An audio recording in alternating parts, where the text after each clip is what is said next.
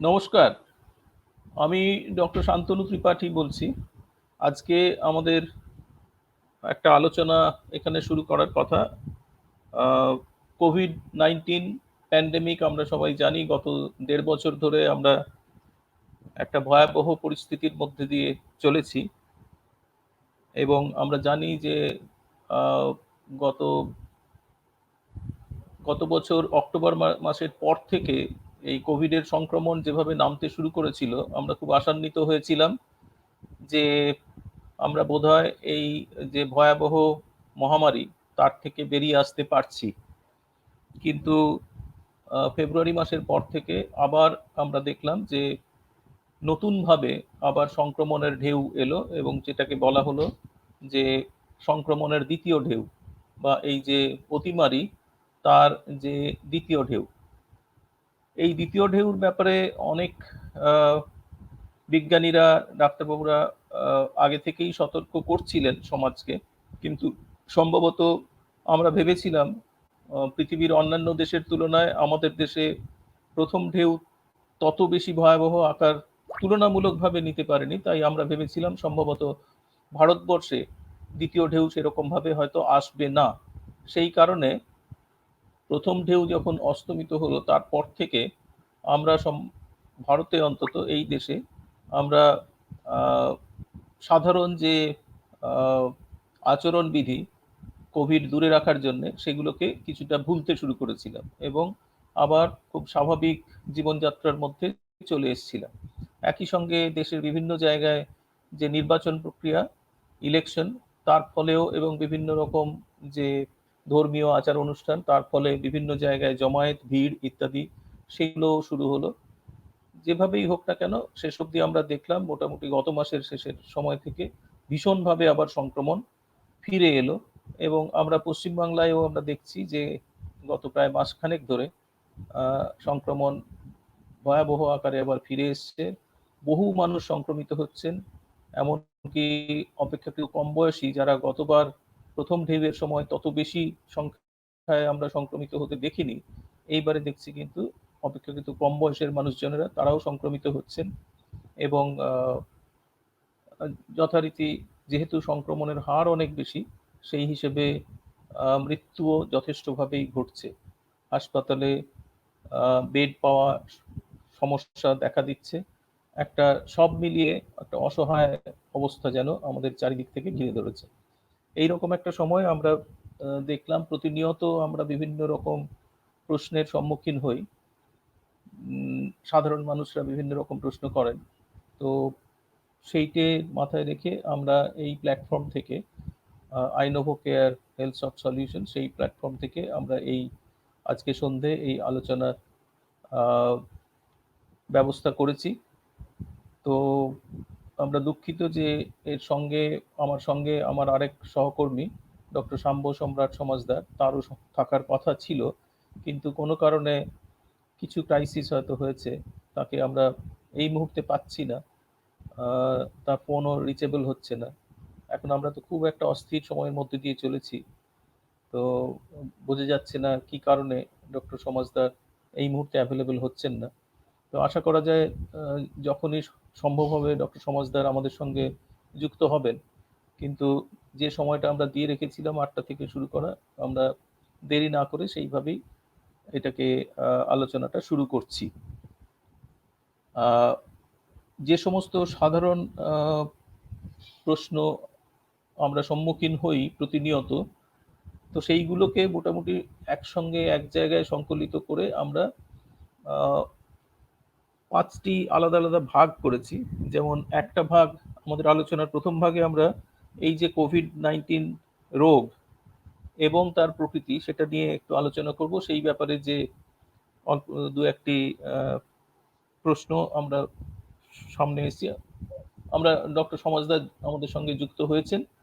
তো আমি ডক্টর সমাজদারকে আজকের এই আলোচনায় ওয়েলকাম করছি এবং সম্ভাষণ জানাচ্ছি এবং ডক্টর সম্রাট সমাজদারকে বলবো এই আলোচনা মডারেট করার জন্য এবং একই সঙ্গে তিনিও কিছু কিছু প্রশ্নের তার অভিজ্ঞতা লব্ধ জ্ঞানের মাধ্যমে উত্তর দেবেন। তো আমি ডক্টর সমাজদারকে বলবো, কিছু প্রশ্ন আমরা এক যেমন সংকলিত করেছিলাম, আপনার কাছেও নিশ্চয়ই আছে সেই প্রশ্নগুলি। শাম্ব, তোমার কাছে নিশ্চয়ই আছে, তাহলে সেই মতো ভাবে তুমি সেই প্রশ্নগুলো ধরে এগোতে পারো। আর যদি তাছাড়াও তার বাইরেও কিছু প্রশ্ন থাকে তোমার দিক থেকে, বা অন্য কেউ যদি অন্য কোনোভাবে প্রশ্ন আমাদের কাছে পৌঁছে দেন হোয়াটসঅ্যাপের মাধ্যমে, তো সেই প্রশ্ন নিয়েও আমরা আলোচনা করতে পারি। আমরা মোটামুটিভাবে ধরে রেখেছি ১.৫ ঘন্টা সময়সীমা নিজেদের জন্য ধরে রেখেছি। যদি দরকার হয়, যদি যথেষ্ট প্রশ্ন থাকে, আমরা তার থেকেও একটু আগে যেতে পারি। ২ ঘন্টার থেকে বেশি নয়। ৮টায় আমরা শুরু করলাম, মোটামুটি ১০টার মধ্যে আমরা শেষ করব। আর যে প্রশ্নগুলো আমরা সংকলন করেছি তার মধ্যে দিয়ে শুরু করব। তাছাড়াও যদি আপনাদের তার বাইরেও প্রশ্ন থাকে, আপনারা যদি পাঠান ওই হোয়াটসঅ্যাপের মাধ্যমে, আইনোভো কেয়ারের যে হোয়াটসঅ্যাপ নাম্বার আছে আপনাদের কাছে, সেই নম্বরে যদি পাঠান, সেখান থেকে আমরা সেই প্রশ্নগুলোকেও নেওয়ার চেষ্টা করব। এবার শাম্ব, এবার তুমি ধরে নিতে পারো প্রশ্নগুলো কিভাবে পরপর আমরা আলোচনা করব। ধন্যবাদ। ধন্যবাদ স্যার। এটা মানে একটা আমার অনার যে আমার স্যারের সঙ্গে বসছি, এবং আপনারা নিশ্চয়ই স্যারের সঙ্গে অলরেডি পরিচিত সবাই। তাও আমি এটা মানে আমার গর্বের বিষয় সবসময় যে স্যারকে ইন্ট্রোডিউস করা।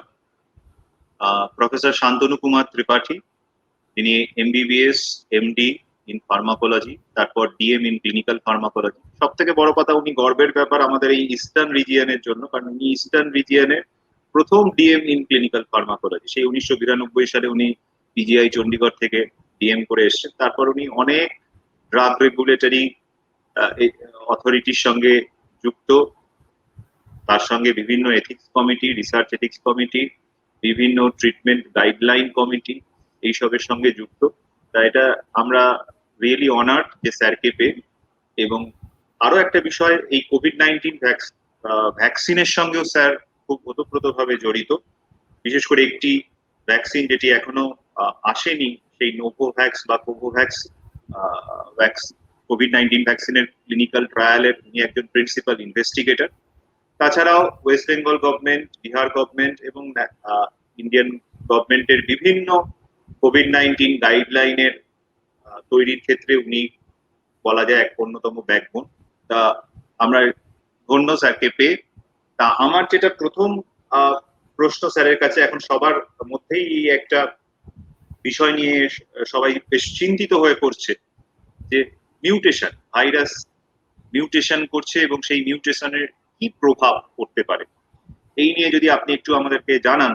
এবং আমাদের যারা দর্শক রয়েছে তাদের মনের মধ্যে, অনেকের মনের মধ্যে এরকম প্রশ্ন আছে যে এই মিউটেশন কি খারাপ প্রভাব ফেলতে পারে আমাদের মধ্যে। ভ্যাকসিন যে আমরা নিচ্ছি, সেই ভ্যাকসিনের সঙ্গে মিউটেশনের যদি কোনো রিলেশন থাকে, এই ব্যাপারে যদি আপনি একটু প্রথমে আলোচনাটা এই বিষয়টা নিয়ে আলোচনা যদি আপনি শুরু করেন। আচ্ছা, ধন্যবাদ। এই যে প্রশ্নটি করলে, আমি প্রথমেই বলে নিই যে আজকের যে আলোচনা সেটা কিন্তু মূলত অচিকিৎসকদের জন্য, সাধারণ মানুষের জন্য। সুতরাং আমরা যতটা সম্ভব সহজভাবে এই বিষয়গুলো আলোচনা করব।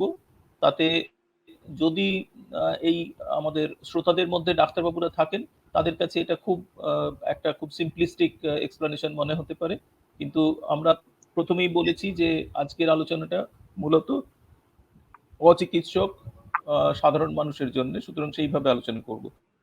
হ্যাঁ, এটা সত্যি যে এই নতুন ভাবে যে রোগটা ফিরে এসছে, দ্বিতীয় ঢেউ যেটাকে বলা হচ্ছে, second wave of the pandemic, সেখানে একই সঙ্গে কিন্তু আমাদের আরেকটা অভিজ্ঞতা হয়েছে যে যে ভাইরাস এই রোগের জন্য দায়ী, সেটা হলো SARS-CoV-2। সার্স পুরো কথাটা হচ্ছে severe acute respiratory syndrome. Gov হচ্ছে কোভিড, 2 কেন না, প্রথম যে এই SARS-CoV ভাইরাস, সেটা যে রোগটা করেছিল সেটা 2003 সালে করেছিল। তো তখন তো আমরা জানতাম না আবার দ্বিতীয়বার আসবে, কিন্তু যখন দ্বিতীয়বার এলো এটার নাম হলো 2, যেটা চীনের উহান প্রদেশে ডিসেম্বর মাস 2019 সালে প্রথম কেস আমরা পাই, এবং তারপর আস্তে আস্তে সারা পৃথিবীতে ছড়িয়ে পড়েছে। তো ভাইরাসটার নাম দেওয়া হচ্ছে SARS-CoV-2। এটা একটা আরএনএ ভাইরাস বলা হয়, এবং এই ভাইরাসটা মূলত রেসপিরেটরি সিমটম দিয়ে, প্রথম ঢেউতে আমরা যে দেখেছিলাম যে মূলত রেসপিরেটরি সিমটমস অথবা শ্বাস প্রশ্বাস যে আমাদের তন্ত্র, শ্বসনতন্ত্র, তাকে আক্রমণ করে এবং শ্বাসের সমস্যা হয়, তার সঙ্গে তো জ্বর হয়। কিন্তু এই ভাইরাস, যে কোনো এই ধরনের ভাইরাসের এমনকি ব্যাকটেরিয়ারও একটা প্রবণতা থাকে যে তারা কিন্তু যখন মাল্টিপ্লাই করে, বংশবৃদ্ধি করে, এক থেকে অনেকগুলোতে তাদের বিভাজন হয়, তো সেই সময় তাদের যে জেনেটিক মেটেরিয়াল, ভাইরাসের যে জিন থাকে, সেটা কিন্তু বদলাতে থাকে। সেই জিন বদলাবার ফলে ভাইরাসের আকৃতি এবং প্রকৃতি সেগুলোও বদল হতে থাকে। সেইটাকেই বলা হয় মিউটেশন। মিউটেশন কথাটার বাংলা অর্থ হচ্ছে পরিবর্তন। মানে ভাইরাস নিজেকে পরিবর্তন করতে থাকে এবং এই পরিবর্তন বা পরিবর্তিত হওয়া, এটা ভাইরাস বা ব্যাকটেরিয়া এদের একটা স্বাভাবিক প্রবৃত্তি। আর এই যে পরিবর্তন, এটা বিশেষ করে আরো সম্ভব হয় যখন তারা কোনো একটা সবসময় সেটা হতে পারে, কিন্তু আরো বিশেষ করে সেটা সম্ভাবনা যখন তারা একটা প্রতিকূল পরিবেশের মধ্যে পড়ে। তো গত ১ বছর ধরে এই যে ভাইরাস, এটা এমনভাবে কিছু কিছু নিজেকে পরিবর্তন করলো, অর্থাৎ এর জিন যেরকমভাবে পরিবর্তিত হলো, তাতে করে এই ভাইরাসটা যে সংক্রমণের ক্ষমতা, কিছু কিছু এই পরিবর্তিত যে ফর্ম, যেটাকে স্ট্রেন বলা হচ্ছে, মিউট্যান্ট স্ট্রেন বা ভ্যারিয়ান্ট স্ট্রেন বলে, সেইগুলোর সংক্রমণ ক্ষমতা দেখা যাচ্ছে বেশি হয়ে গেছে। অর্থাৎ পুরনো যে অরিজিনাল যে ভাইরাস ছিল, যেটাকে ওয়াইল্ড ভাইরাস বলে, উহান ভাইরাস, সেই ভাইরাসের তুলনায় এখন যে ভাইরাসের নাম একই থাকছে, SARS-CoV-2, কিন্তু ভাইরাসের মধ্যে কিছু জিনগত পরিবর্তন হয়েছে। তার ফলে আমরা জানি এই জিন অ্যাকচুয়ালি বিভিন্ন প্রোটিন সিনথেসিস করে এবং এই যে ভাইরাসের আমরা কথা বলছি, তার যে বাইরের কাভারিং, বাইরের যে আবরণ, সেখানে একটা স্পাইক বা একটা কাঁটার মতো অংশ বেরিয়ে থাকে, যেটাকে বলে স্পাইক। সেই স্পাইকও কিন্তু প্রোটিন দিয়ে তৈরি, স্পাইক প্রোটিন বলা হয়। এবং এই স্পাইক, ভাইরাসের যে স্পাইক, সেইটাই হচ্ছে দায়ী যে হিউম্যান সেলে যখন মানুষকে আক্রমণ করছে, মানুষের যে দেহকোষ, সেই দেহকোষের মধ্যে পেনিট্রেট করে বা দেহকোষের মধ্যে ঢুকতে এই স্পাইকটা সাহায্য করে। এই যখন মিউটেশন হলো বা জিনগত পরিবর্তন যখন হচ্ছে, তখন কিন্তু এই স্পাইক প্রোটিনটাও বদলে যাচ্ছে। স্পাইক প্রোটিন বদলে যাওয়ার ফলে তার যে এর মধ্যে যে হিউম্যান সেলের মধ্যে, মানুষের দেহের কোষের মধ্যে যে ঢোকার ক্ষমতা, সেটাও অল্প স্বল্প বদলে যাচ্ছে। এই ক্ষেত্রে আমরা দেখছি এবং তার যথেষ্ট এভিডেন্স পাওয়া যাচ্ছে যে এই বিভিন্ন যে মিউটেন্ট স্ট্রেন, তার মধ্যে কিছু কিছু মিউটেন্ট স্ট্রেনের, যেমন ইউকে স্ট্রেন পাওয়া গেছে, ইউকে মানে ইউনাইটেড কিংডম, সেই রকম সাউথ আফ্রিকান মিউটেন্ট স্ট্রেন পাওয়া গেছে। তো সেই রকম ভাবে আবার আফ্রিকান স্ট্রেন পাওয়া গেছে, ব্রাজিলিয়ান স্ট্রেন পাওয়া গেছে, অস্ট্রেলিয়ান স্ট্রেন রয়েছে। আবার রিসেন্টলি গত বছর আমরা দেখেছি ইন্ডিয়ান স্ট্রেন, ডাবল মিউটেন্ট স্ট্রেনের কথা আমরা শুনেছি। তো সেটা আমাদের দেশেই যেন তৈরি হয়েছে। এবং তারপরে ডাবল মিউটেন্টের পরে আবার অপেক্ষাকৃত সম্প্রতি আমরা আবার একরকম স্ট্রেন পেয়েছি, যেটাকে বলা হচ্ছে ট্রিপল মিউটেন্ট স্ট্রেন, যেটাকে আবার কেউ কেউ অতি উৎসাহে নাম দিয়ে ফেলেছেন, যেহেতু এখানে বেঙ্গলে কল্যাণীর যে জেনোম ইনস্টিটিউট, সেখানে সেটা প্রথম দেখা গেছে, তার জন্য সেটা নাম দিয়ে ফেলা হয়েছে বেঙ্গল স্ট্রেন।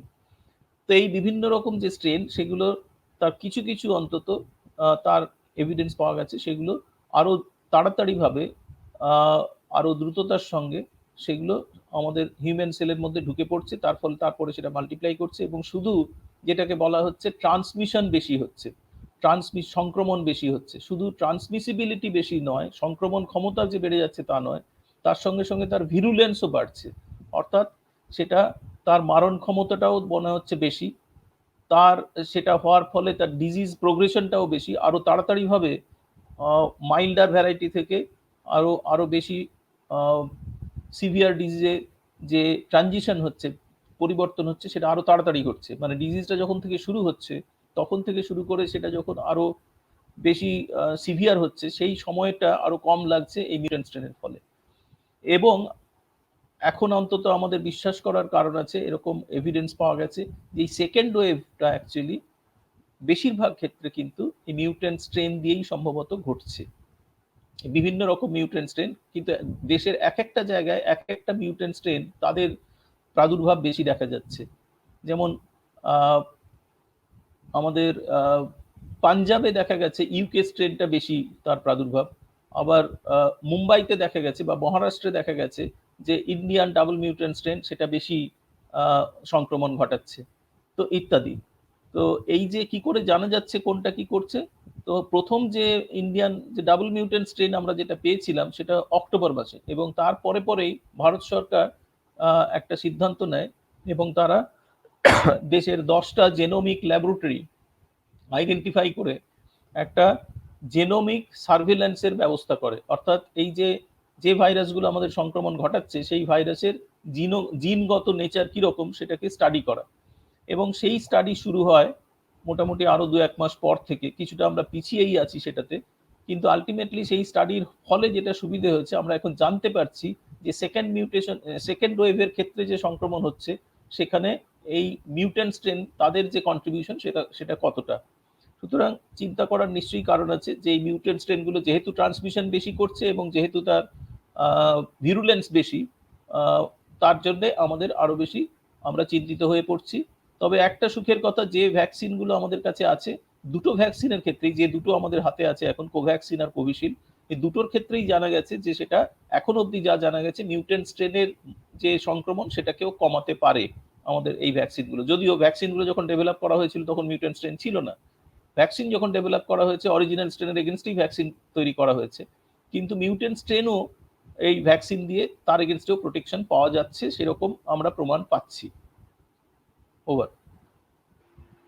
হ্যাঁ, আরেকটা যেটা বিষয় যেটা মিউটেন্ট স্ট্রেন নিয়ে বলতে গেলে আসে, সেটা হচ্ছে আমরা যে পরীক্ষা করি সাধারণত, আমরা যখন কোভিড-19 সিমটমস গুলো নিয়ে আসছেন পেশেন্টরা, তখন আমরা যে পরীক্ষাটা লিখি সাধারণত যে কোভিড-19 RT-PCR, ওরোফ্যারিঞ্জিয়াল বা নাসোফ্যারিঞ্জিয়াল সোয়াব থেকে।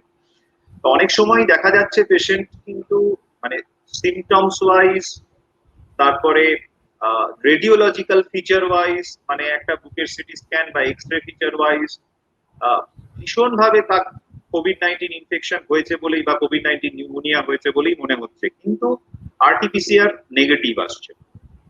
তখন আবার সমস্যা হচ্ছে যে যেই RT-PCR নেগেটিভ, তাহলে আমরা সেই পেশেন্টকে কোভিড কেয়ার হসপিটাল যেগুলো রয়েছে বা কোভিড ডেজিগনেটেড হসপিটাল গুলোতে অ্যাডমিট করতে পারছি না, সমস্যা হচ্ছে। এবং সেক্ষেত্রে কিছু কিছু কেসে এরকমও দেখা গেছে যে ওরোফ্যারিঞ্জিয়াল এবং নাসোফ্যারিঞ্জিয়াল সোয়াব গুলো করার পরে দেখা গেছে যে সেই রিপোর্টটি হয়তো নেগেটিভ, কিন্তু যখন দেখা গেছে সেটিকে মানে ব্রঙ্কো অ্যালভিওলার ল্যাভেজ, মানে একদম লাংসে গিয়ে সেখান থেকে মানে ওর ফ্লুইডটাকে নিয়ে পরীক্ষা করে দেখা গেছে, তখন দেখা যাচ্ছে যে SARS-CoV-2 RNA কে, মানে কোভিড-19 ভাইরাসের যে RNA সেটাকে ডিটেক্ট করা গেছে। অর্থাৎ এরকমও ভাবা হচ্ছে যে এর আগে যখন ভাইরাসটি অন্য পোশাক যখন পড়েছিল, মানে আগের যখন ওয়েভ এসেছিল, ফার্স্ট ওয়েভের সময়, সেই সময় ভাইরাসটি অনেক বেশি সময় আমাদের আপার রেসপিরেটরি ট্র্যাক্টে স্থায়ী হচ্ছিল, কিন্তু এই মিউটেশনের পরে, পোশাক বদলানোর পরে, সেই ভাইরাসটা খুব তাড়াতাড়ি লাংসে পৌঁছে যাচ্ছে, এবং সেই জন্য অনেক সময় ওরোফ্যারিঞ্জিয়াল বা নাসোফ্যারিঞ্জিয়াল সোয়াব করলেও আমরা মানে তাকে ডিটেক্ট করতে পারছি না। এই ক্ষেত্রে যেটা সমস্যা হচ্ছে যে অনেক পেশেন্টরা আসছেন যাদের একদম টিপিক্যাল আমরা দেখছি যে কোভিড-19 এর সিমটমস, কিন্তু রিপোর্ট নেগেটিভ।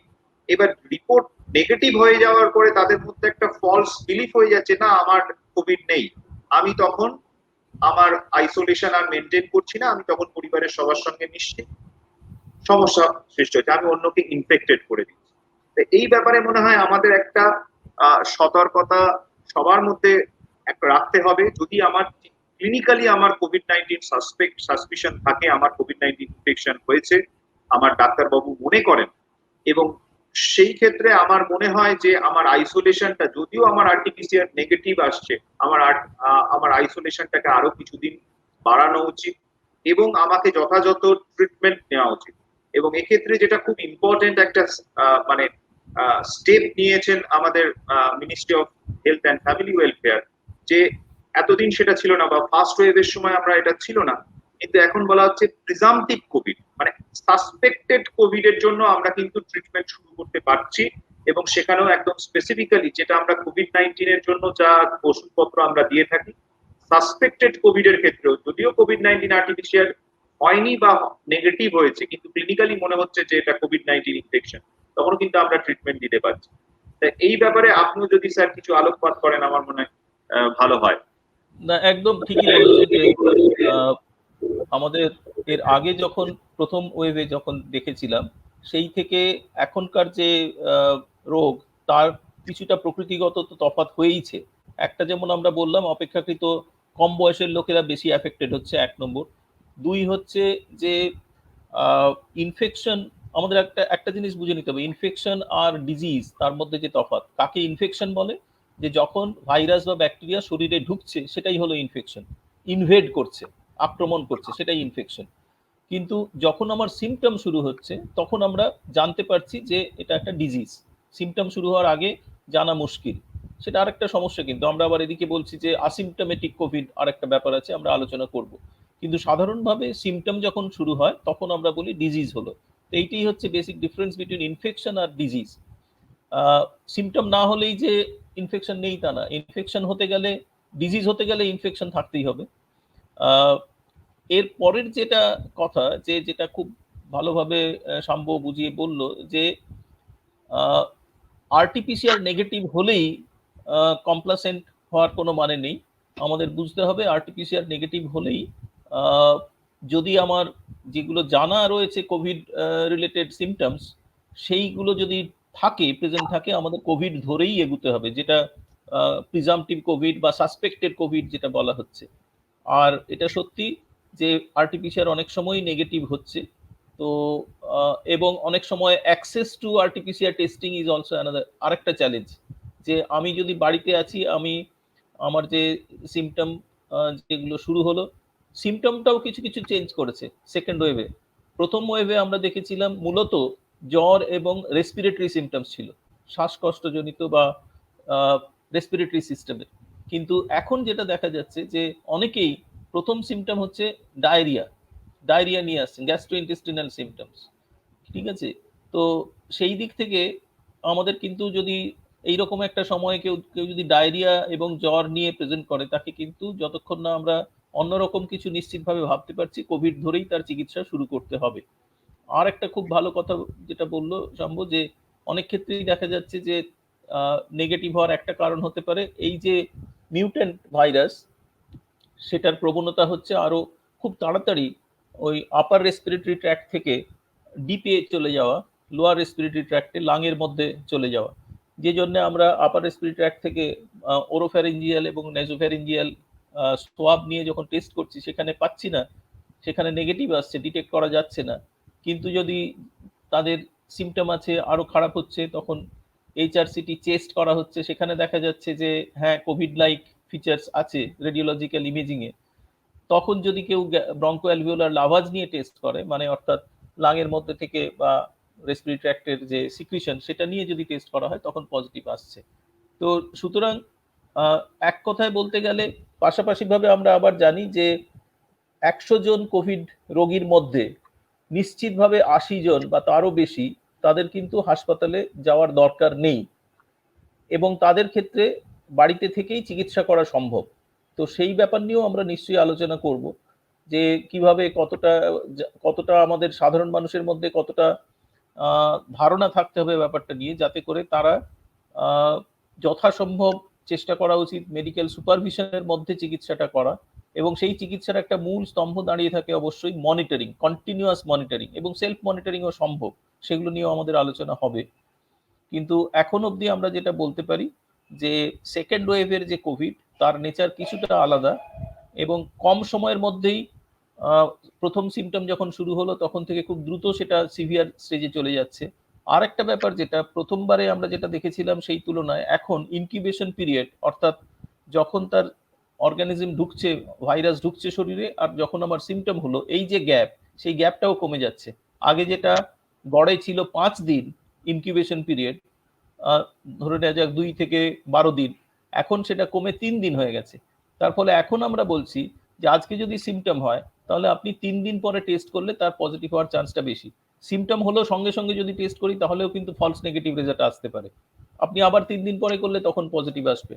সুতরাং সিমটম হলেই সঙ্গে সঙ্গে টেস্ট না করে, আমি সিমটমের 3 দিন পরে যদি করি, বাড়িতে থেকে চিকিৎসার একটা সমস্যা যেটা রয়েছে পাশাপাশিভাবে টেস্ট করানোর ব্যাপারে, যে আমি বাড়িতে থেকেই যদি বাইরে না বেরোবো, সরকারি ব্যবস্থায় গিয়ে বা বেসরকারি ব্যবস্থায় গিয়ে আমি স্যাম্পল দেওয়ার অবস্থায় নেই বা করতে চাইছি না, আমি ল্যাবরেটরি পার্সোনালকে বাড়িতে ডেকে নিচ্ছি, এবং সেগুলো প্রাইভেট ল্যাবের ক্ষেত্রেই বেশি সম্ভব, এবং তারা স্যাম্পল নিয়ে যাচ্ছে, কিন্তু আমার টেস্টের রেজাল্ট পেতে 3 থেকে 4 দিন লেগে যাচ্ছে। তাহলে সেই ক্ষেত্রে আমি কি করব? সেক্ষেত্রে কি আমার চিকিৎসা ততদিন অবধি আমি ওয়েট করব? উত্তর হচ্ছে না। যেটা ডক্টর সমাজদার যেটা বললেন, যে আমি কিন্তু কোভিডের সিমটম যদি থাকে, তাহলে কোভিড ধরে নিয়েই তার চিকিৎসাটা শুরু করতে হবে। চিকিৎসা মানে সবসময় যে অনেক ওষুধ দিয়ে চিকিৎসা তা না। চিকিৎসার একটা বড় স্তম্ভ হচ্ছে মনিটরিং, যেটা আমরা বলবো আবার। ওভার। সাম্য। ঠিকই স্যার। আর আমরা যদিও প্রথমে যে আলোচনাটা করলাম, হয়তো অনেকে আমাদের যারা দর্শক বন্ধুরা রয়েছেন কিছুটা ভীত হয়ে পড়ছেন, কিন্তু সেই সব অন্ধকারের পরেই একটা যেন কোথাও আলো থাকে, এবং আমরা সবসময় সেই আলোর খোঁজ করি। এই মিউটেশনের ব্যাপারটাও খুব গুরুত্বপূর্ণ সেদিক থেকেও, যদিও আমরা সবাই খুব ভয় পাচ্ছি, কিন্তু এই যে স্যার বললেন যে ইনকিউবেশন পিরিয়ডটা অনেকটা শর্ট হয়ে এসছে, বা ভাইরাসের কিছু কিছু ক্ষেত্রে দেখা যাচ্ছে যে ভিরুলেন্স খুব একটু বেশি, যদিও এখনো সেটা মানে কোনো লিটারেচারে এখনো সেটা প্রামাণ্য ব্যাপার নয়। বিশেষ করে ভেরি রিসেন্টলি একটা মানে পেপার এসছে, পেপার না বলেও ওটাকে বলা যেতে পারে, আমাদের আইসিএমআর এর ডিরেক্টর জেনারেল বলরাম ভার্গব একটা স্টেটমেন্ট এসছে, যে উনি ফার্স্ট ওয়েভের সময় 9,500 জন পেশেন্টকে নিয়ে একটা স্টাডি করেছিলেন যারা হসপিটালাইজড, এবং সেখানে দেখেছিলেন যে মর্টালিটি ছিল 9.7%। আর সেকেন্ড ওয়েভেরও ঠিক ওই রকম সময় আরেকটা মর্টালিটি স্টাডি করেছিলেন যারা হসপিটালাইজড, সেম পপুলেশন, 9,500, এবং সেখানে দেখেছিলেন 9.8%। মানে মর্টালিটি উনি দেখাচ্ছেন যে সেরকম বেশি নয়, এবং ভিরুলেন্স বেশি বাড়েনি এটা বলতে চেয়েছিলেন। কিন্তু কেন নাম্বার অফ মানে কেস বেশি, তার কারণ হচ্ছে টোটাল নাম্বারটাই বেড়ে গেছে। এবার এই যে মিউটেশনের ব্যাপারটা, ইনকিউবেশন পিরিয়ড ছোট হয়ে আসা, ভিরুলেন্স বেড়ে যাওয়া, যেটা দেখা গেছে যে কোনো এপিডেমিক বা প্যান্ডেমিক যখন চলে, তার মিউটেশন যখন সেই দিকে হয় যে ভাইরাসটার ভিরুলেন্স একটু বেড়ে গেল বা ইনফেক্টিভিটি বেড়ে গেল, সরি মানে ভিরুলেন্স বেড়ে গেল, তাহলে কিন্তু দেখা যায় আস্তে আস্তে ইনফেক্টিভিটিটা কমতে থাকে।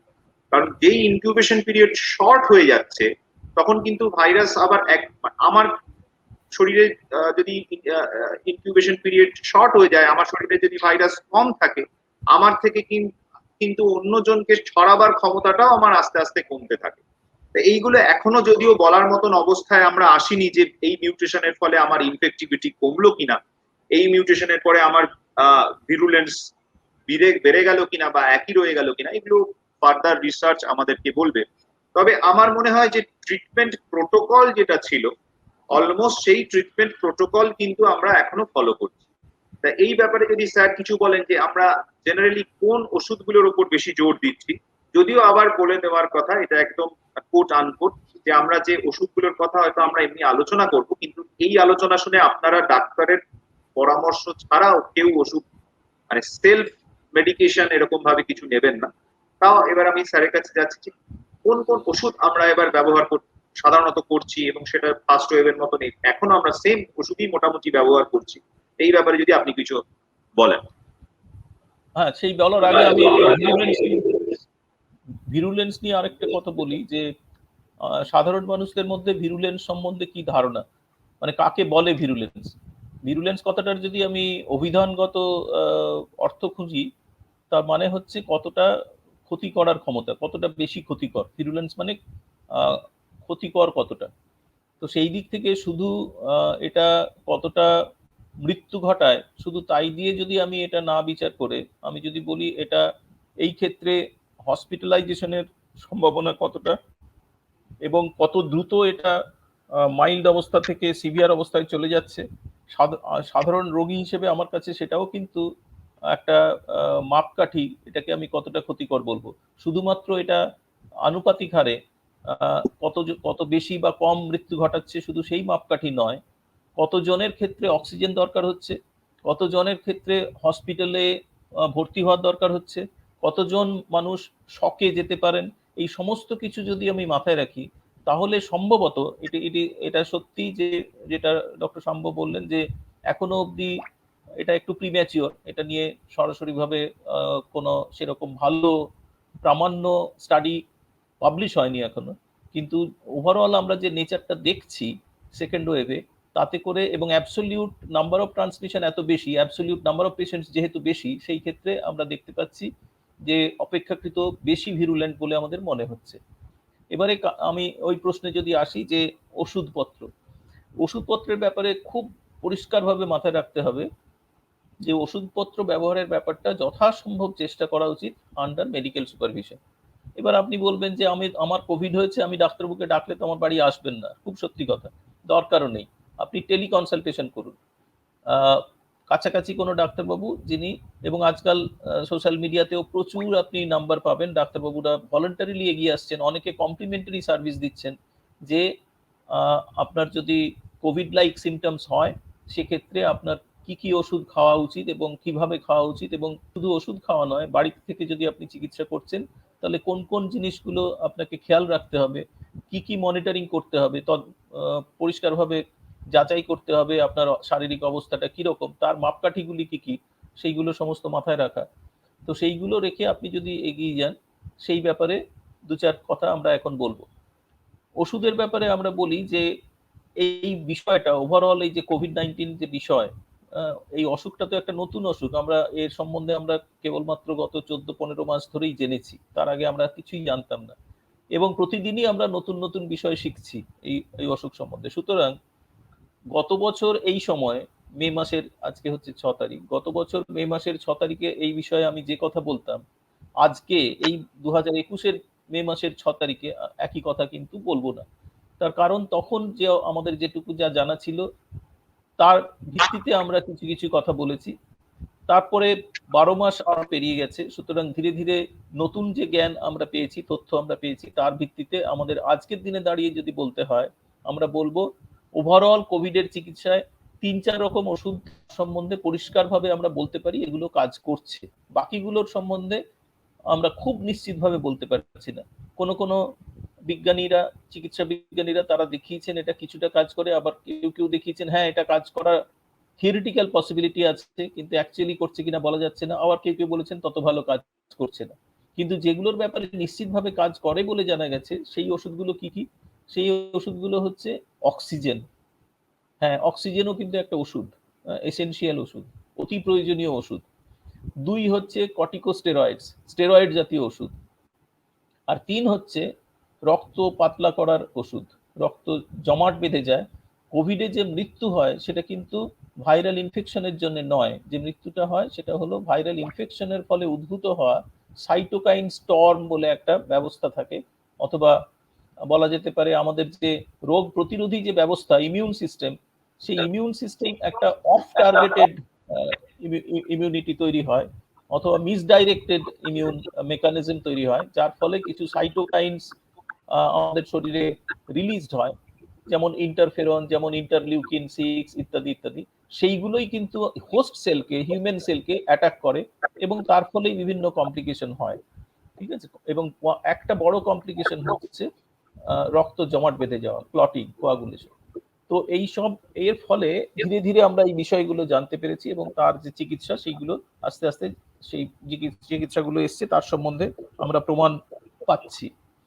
অন্যান্য যে সমস্ত চিকিৎসা এইগুলো ছাড়া অক্সিজেন, আমরা যেগুলো বললাম অক্সিজেন, স্টেরয়েড, এবং যে রক্ত পাতলা করার যে সমস্ত ওষুধ, অ্যান্টিকোয়াগুলেন্ট ইত্যাদি, তো এইগুলোর ক্ষেত্রে আমরা দেখছি যে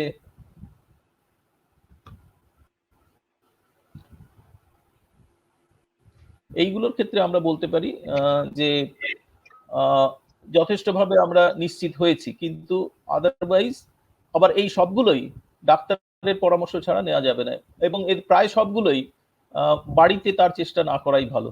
এগুলো সবগুলোই কিন্তু হাসপাতালে ব্যবহার করার মতো ওষুধ, কিন্তু আমরা দেখছি এত বেশি পেশেন্ট, এবং তাদের মধ্যে একটা বড় অংশ যাদের এই দরকার হচ্ছে অক্সিজেন সাপ্লিমেন্টেশন কিংবা স্টেরয়েড দেওয়ার দরকার হচ্ছে, সেই হিসেবে আমাদের গাইডলাইনগুলো আস্তে আস্তে হোম কেয়ারের মধ্যেই আর্লি স্টেরয়েড শুরু করার তার ব্যবস্থাও কিন্তু চলে আসছে প্রোটোকলে, ট্রিটমেন্ট প্রোটোকলে। কিন্তু সবসময় মনে রাখতে হবে নিজে থেকে ডাক্তারের পরামর্শ ছাড়া কোন স্টেরয়েড, সবচেয়ে বড় ইম্পর্টেন্ট হচ্ছে স্টেরয়েড আমি কখন শুরু করব। স্টেরয়েড কিন্তু এই কোভিড-19 স্টেরয়েডের যে ব্যবহার, সেটা যদি ঠিকমতো ভাবে মেডিকেলি ব্যবহার না করা হয়, মেডিকেল সুপারভিশনে ব্যবহার না করা হয়, তাহলে সেটা কিন্তু মারাত্মক ক্ষতি করতে পারে। স্টেরয়েড যদি খুব দ্রুত, খুব তাড়াতাড়ি যদি ব্যবহার করি, স্টেরয়েড ব্যবহারের ফলেই মানুষের ক্ষতি হতে পারে। সুতরাং স্টেরয়েড ব্যবহারের ব্যাপারে যে ডিসিশন, সেটা সাধারণভাবে মানুষ নিজের হাতে না রেখে সবসময় ডাক্তারবাবুর সঙ্গে যোগাযোগ করে কবে স্টেরয়েড শুরু করব, কোন স্টেরয়েড শুরু করব, কি ডোজে শুরু করব, এই সবগুলোই ইম্পর্টেন্ট। অক্সিজেনের ব্যাপারেও বলি, অক্সিজেনের কতটা দরকার সেটা আমি মনিটর করব বাড়িতে পালস অক্সিমেট্রি দিয়ে। পালস অক্সিমিটার আজকাল আমরা জানি খুব সহজেই আমরা পাড়ার দোকানেই কিনতে পাওয়া যাচ্ছে পালস অক্সিমিটার। এই পালস অক্সিমিটার দিয়ে আমি অক্সিজেন স্যাচুরেশন মাপবো। তো সেই অক্সিজেন স্যাচুরেশনটাই আমাদের কিন্তু মাথায় রাখতে হবে যে তার ক্রিটিক্যাল ভ্যালু কতটা। আমরা সাধারণভাবে বলি 94% আমাদের তার উপরে রাখতে হবে, 94 বা তার বেশি। 94 এর নিচে যদি যায় তখন আমাদের সাবধান হতে হবে। সাধারণভাবে তাৎক্ষণিকভাবে অক্সিজেন স্যাচুরেশন বাড়াবার জন্যে আমাদের যেটা সহজ একটা পদ্ধতি হচ্ছে উপুড় হয়ে শোয়া, প্রোন ব্রিদিং বলা হয়। চিত হয়ে না শুয়ে উপুড় হয়ে শুয়ে নিঃশ্বাস নেওয়া, তাতে কিন্তু স্বাভাবিকভাবে অক্সিজেন স্যাচুরেশন কিছুটা ইমপ্রুভ করবে। এছাড়া অবশ্যই যেখানে যেখানে সম্ভব, যদি সম্ভব হয় অক্সিজেন কনসেন্ট্রেটর ইত্যাদি, তাদের কিছুটা রোল থাকতে পারে। কিন্তু আবার বলি, সাধারণভাবে প্যারাসিটামল এবং কিছু ভিটামিন ইত্যাদি ছাড়া আর কোনো ওষুধের সম্বন্ধে খুব নিশ্চিতভাবে বলা যাচ্ছে না তারা খুব ভালো করে। আমরা অনেক কিছু ট্রাই করেছি গত ১ বছর বা ১.৫ বছর ধরে, যেমন আইভারমেকটিন, যেমন হাইড্রক্সিক্লোরোকুইন, যেমন ডক্সিসাইক্লিন, যেমন অ্যাজিথ্রোমাইসিন ইত্যাদি। কিন্তু খুব নিশ্চিতভাবে বলা যাচ্ছে না সেগুলো খুব ভালো কাজ করে। যেগুলো কাজ করে ভাবে জানা গেছে নিশ্চিতভাবে, সেগুলো হচ্ছে অক্সিজেন, কর্টিকোস্টেরয়েড এবং অ্যান্টিকোয়াগুলেন্টস বা অ্যান্টিপ্লেটলেট এজেন্টস ইত্যাদি। সুতরাং এবং এই সবগুলোই, প্রতিটি যেগুলো কাজ করে, ডাক্তারের পরামর্শ ছাড়া নেওয়া যাবে না। ওভার। ধন্যবাদ স্যার। যেটা আমরা সাধারণত স্যার যেটা বললেন আর কি, যে আমরা অনেক ক্ষেত্রেই এখন হসপিটাল লোড, যেহেতু পেশেন্ট লোড অনেক বেশি, আমরা অনেকেই বাড়িতেই আমরা ইনহেলেশনাল কর্টিকোস্টেরয়েড বা সিস্টেমিক স্টেরয়েড দেওয়ার ব্যবস্থা করছি, এবং আমাদের গাইডলাইন গুলো খুব স্পেসিফিক্যালি আমাদের বলে দিচ্ছে যে কোন সময় আমরা স্টেরয়েড দিতে পারি, এবং এই স্টেরয়েড দেওয়াটাও হচ্ছে পুরোপুরি ডাক্তারবাবুর সিদ্ধান্তের উপর ডিপেন্ড করে আমাকে নিতে হবে। তবে আমাদের নিজেদের মধ্যে একটা সমস্যা আছে, অনেক সময় যখন আমরা পেশেন্ট দেখি বা পেশেন্টের কোশ্চেন যখন আমাদের কাছে আসে ওয়ান টু ওয়ান বেসিসে, সবসময় ওনাদের মধ্যে একটা ধারণা আছে, ডাক্তারবাবু আপনি স্টেরয়েড দিলেন, মানে একটা সাধারণ মানুষের মধ্যে একটা সেকশনের মধ্যে ধারণা আছে যে স্টেরয়েড খুব খারাপ জিনিস। আপনাকে যখন আপনার ডাক্তারবাবু এই মুহূর্তে স্টেরয়েড প্রেসক্রাইব করবেন, আপনি জানবেন যে সেটা আপনার ভালোর জন্য করেছে, বা আপনাকে হয়তো এখন শর্ট ডিউরেশনের জন্য ওনারা ইনহেলার দেবেন। অনেকের মধ্যে একটা ইনহেলার নিয়ে একটা ভুল ধারণা রয়েছে। এই ব্যাপারগুলোকে ভীষণভাবে আপনাদেরকে সচেতন হতে হবে যে ডাক্তারবাবু যখন আমাকে ইনহেলার দিয়েছেন, আমাকে ঠিক সময় সেই ইনহেলারটা ঠিকভাবে ব্যবহার করতে হবে। যদি আমি ইনহেলার নিই তাহলেই আমি বেনিফিট পাবো, মানে আমার এই কোভিড-19 যে কমপ্লিকেশন গুলো সেগুলো কিছুটা হয়তো আটকাবে। বা লো মলিকুলার ওয়েট হেপারিন, লো মলিকুলার ওয়েট হেপারিনটা যেটা স্যার বললেন, অনেক সময় এখন আমরা বাধ্য হচ্ছি যে বাড়িতেই নিতে, এবং এটা খুব সহজভাবে যদি আমরা বলি যে লো মলিকুলার ওয়েট হেপারিনটা এমন একটা ওষুধ বা ইনজেকশন, এটা কিন্তু খুব সেফ, খুবই সেফ। কারোর যদি কোনো ব্লিডিং হিস্ট্রি না থাকে, কারোর যদি কোনো মানে অ্যাক্টিভ ব্লিডিং না থাকে, মানে একটা স্ট্রোক হয়েছে, হেমারেজ হয়েছে, এরকম যদি পেশেন্টরা না হন, তাহলে কিন্তু লো মলিকুলার ওয়েট হেপারিন খুব সহজেই বাড়িতে দেওয়া যায়, অবশ্যই আন্ডার মেডিকেল সুপারভিশন। কিন্তু আমরা ওই যদি ভয় পাই যে আমাকে ডাক্তারবাবু একটা ইনজেকশন দিয়ে দিলেন, বাবারে কি ভয়ঙ্কর ব্যাপার, একদম সেরকম ভাববেন না। যদি আপনার ডাক্তারবাবু মনে করেন যে আপনার লো মলিকুলার ওয়েট হেপারিন ইনজেকশনটি দরকার, আমার মনে হয় আপনাদের নিতে হবে। এখানে কিছু প্রশ্ন এসছে যে লো মলিকুলার ওয়েট হেপারিনের বদলে কিছু ওষুধ আছে, সেই ওষুধগুলো আমরা ব্যবহার করতে পারি। তবে সেই ওষুধের থেকেও বলা যায় যে এখনো পর্যন্ত যে ডেটা বা যে তথ্য, বৈজ্ঞানিক তথ্য আমাদের কাছে আছে, সেগুলো কিন্তু বলছে যে লো মলিকুলার ওয়েট হেপারিন খুব বেশি সেফ। তবে একটা, যেহেতু এখন নাম্বার অফ কেসেস অনেক বেড়ে গেছে, অনেক বেশি ইউটিলাইজেশন হচ্ছে, অনেক জনকে লিখতে হচ্ছে লো মলিকুলার ওয়েট হেপারিন।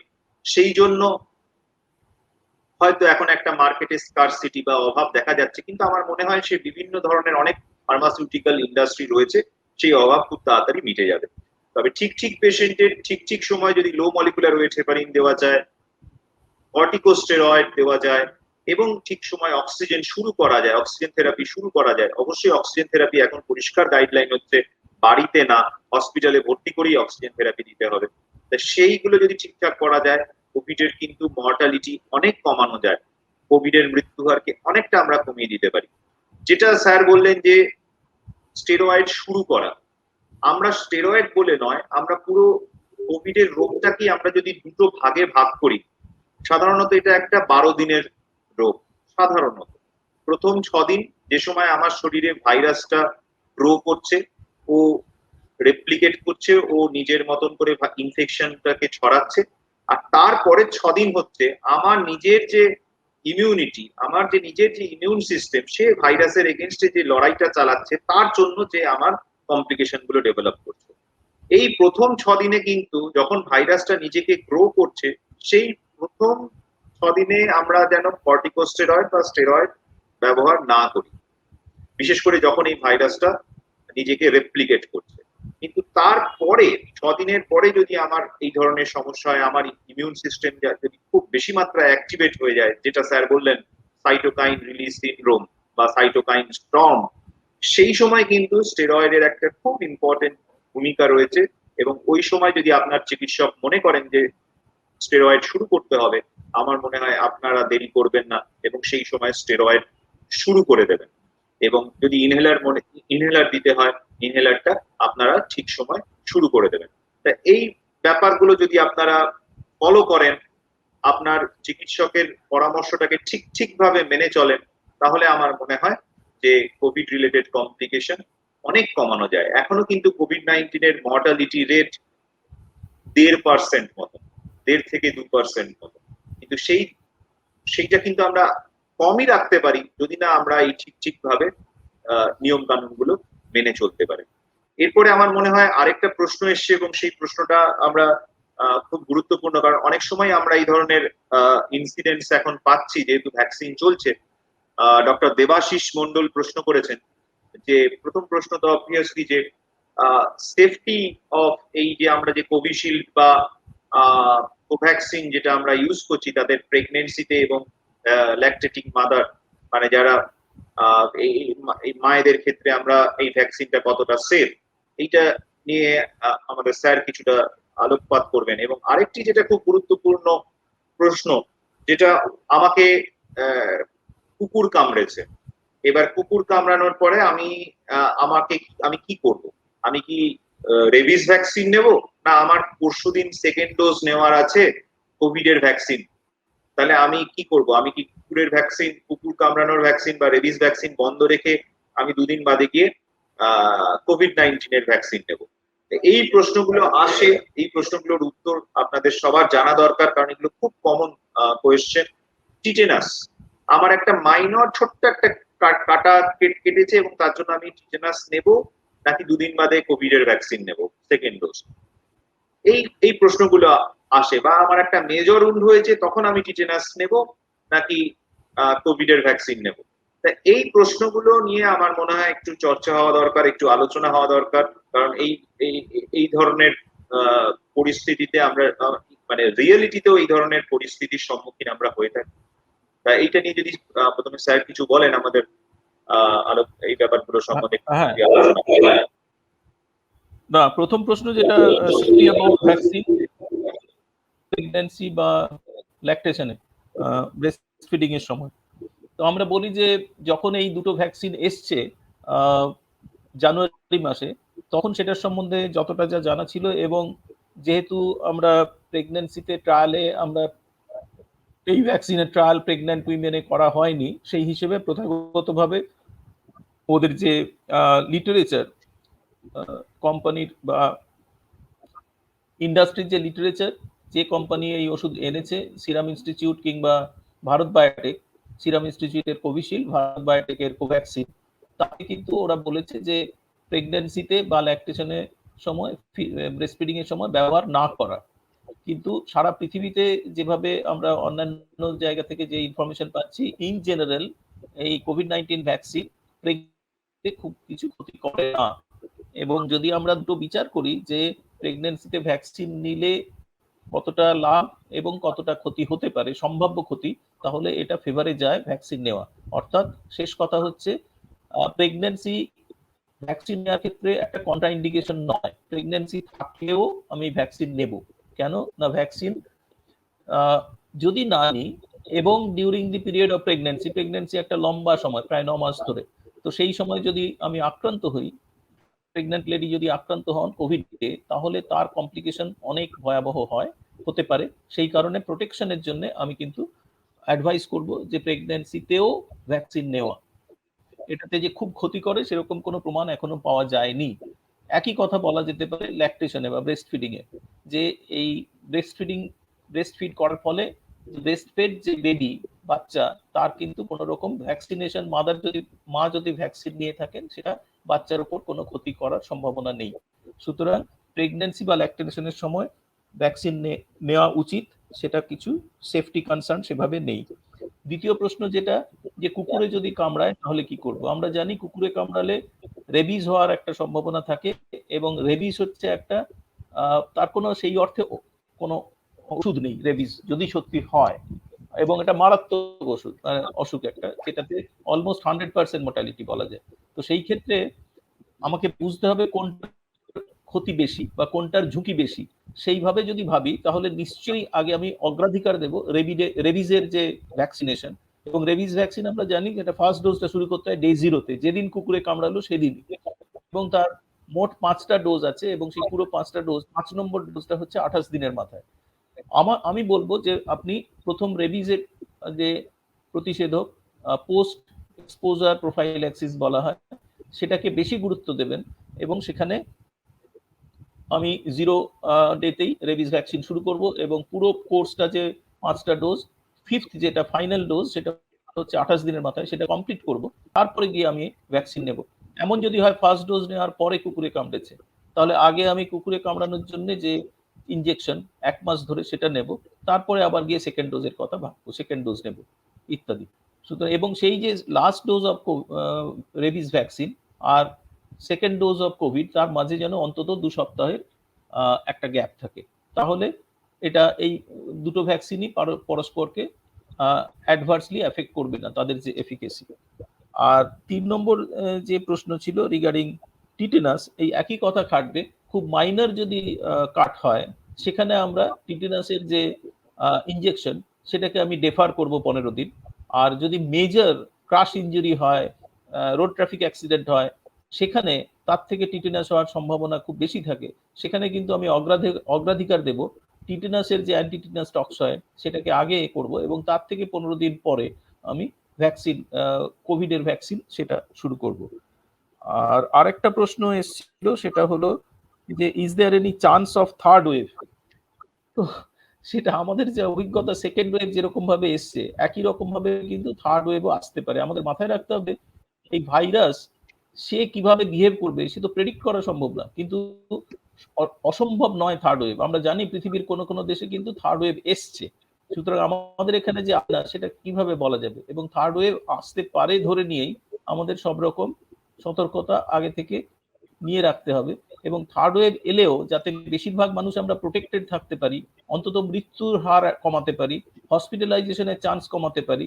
কেন, ভ্যাকসিনেশন কিন্তু আমাদেরকে প্রোটেকশন দেবে, সিভিয়ার ডিজিজ থেকে আমাদেরকে বাঁচাবে, মৃত্যুর হার থেকে আমাদের বাঁচাবে। সুতরাং যত বেশি মানুষ ভ্যাকসিন নিতে পারবো, তত ট্রান্সমিশনও কম হবে এবং সিভিয়ার ডিজিজের সম্ভাবনা কমবে।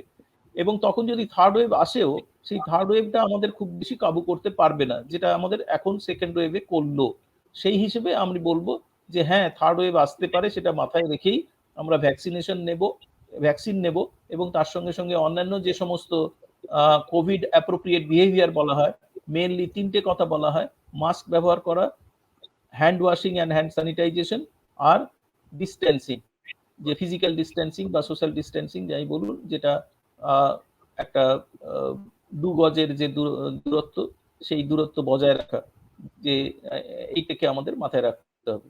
তার সঙ্গে এখন অবশ্য আরেকটা ব্যাপার আসতে পারে, আরেকটা কথার পিঠেই আসে, সেটা হচ্ছে আগে যেটা ছিল যে ড্রপলেট ইনফেকশন, যেটার উপর বেস করে আমরা এই ফিজিক্যাল ডিস্টেন্সিং, 2 গজের যে দূরত্ব সেটাকে আমরা কথা বলেছি।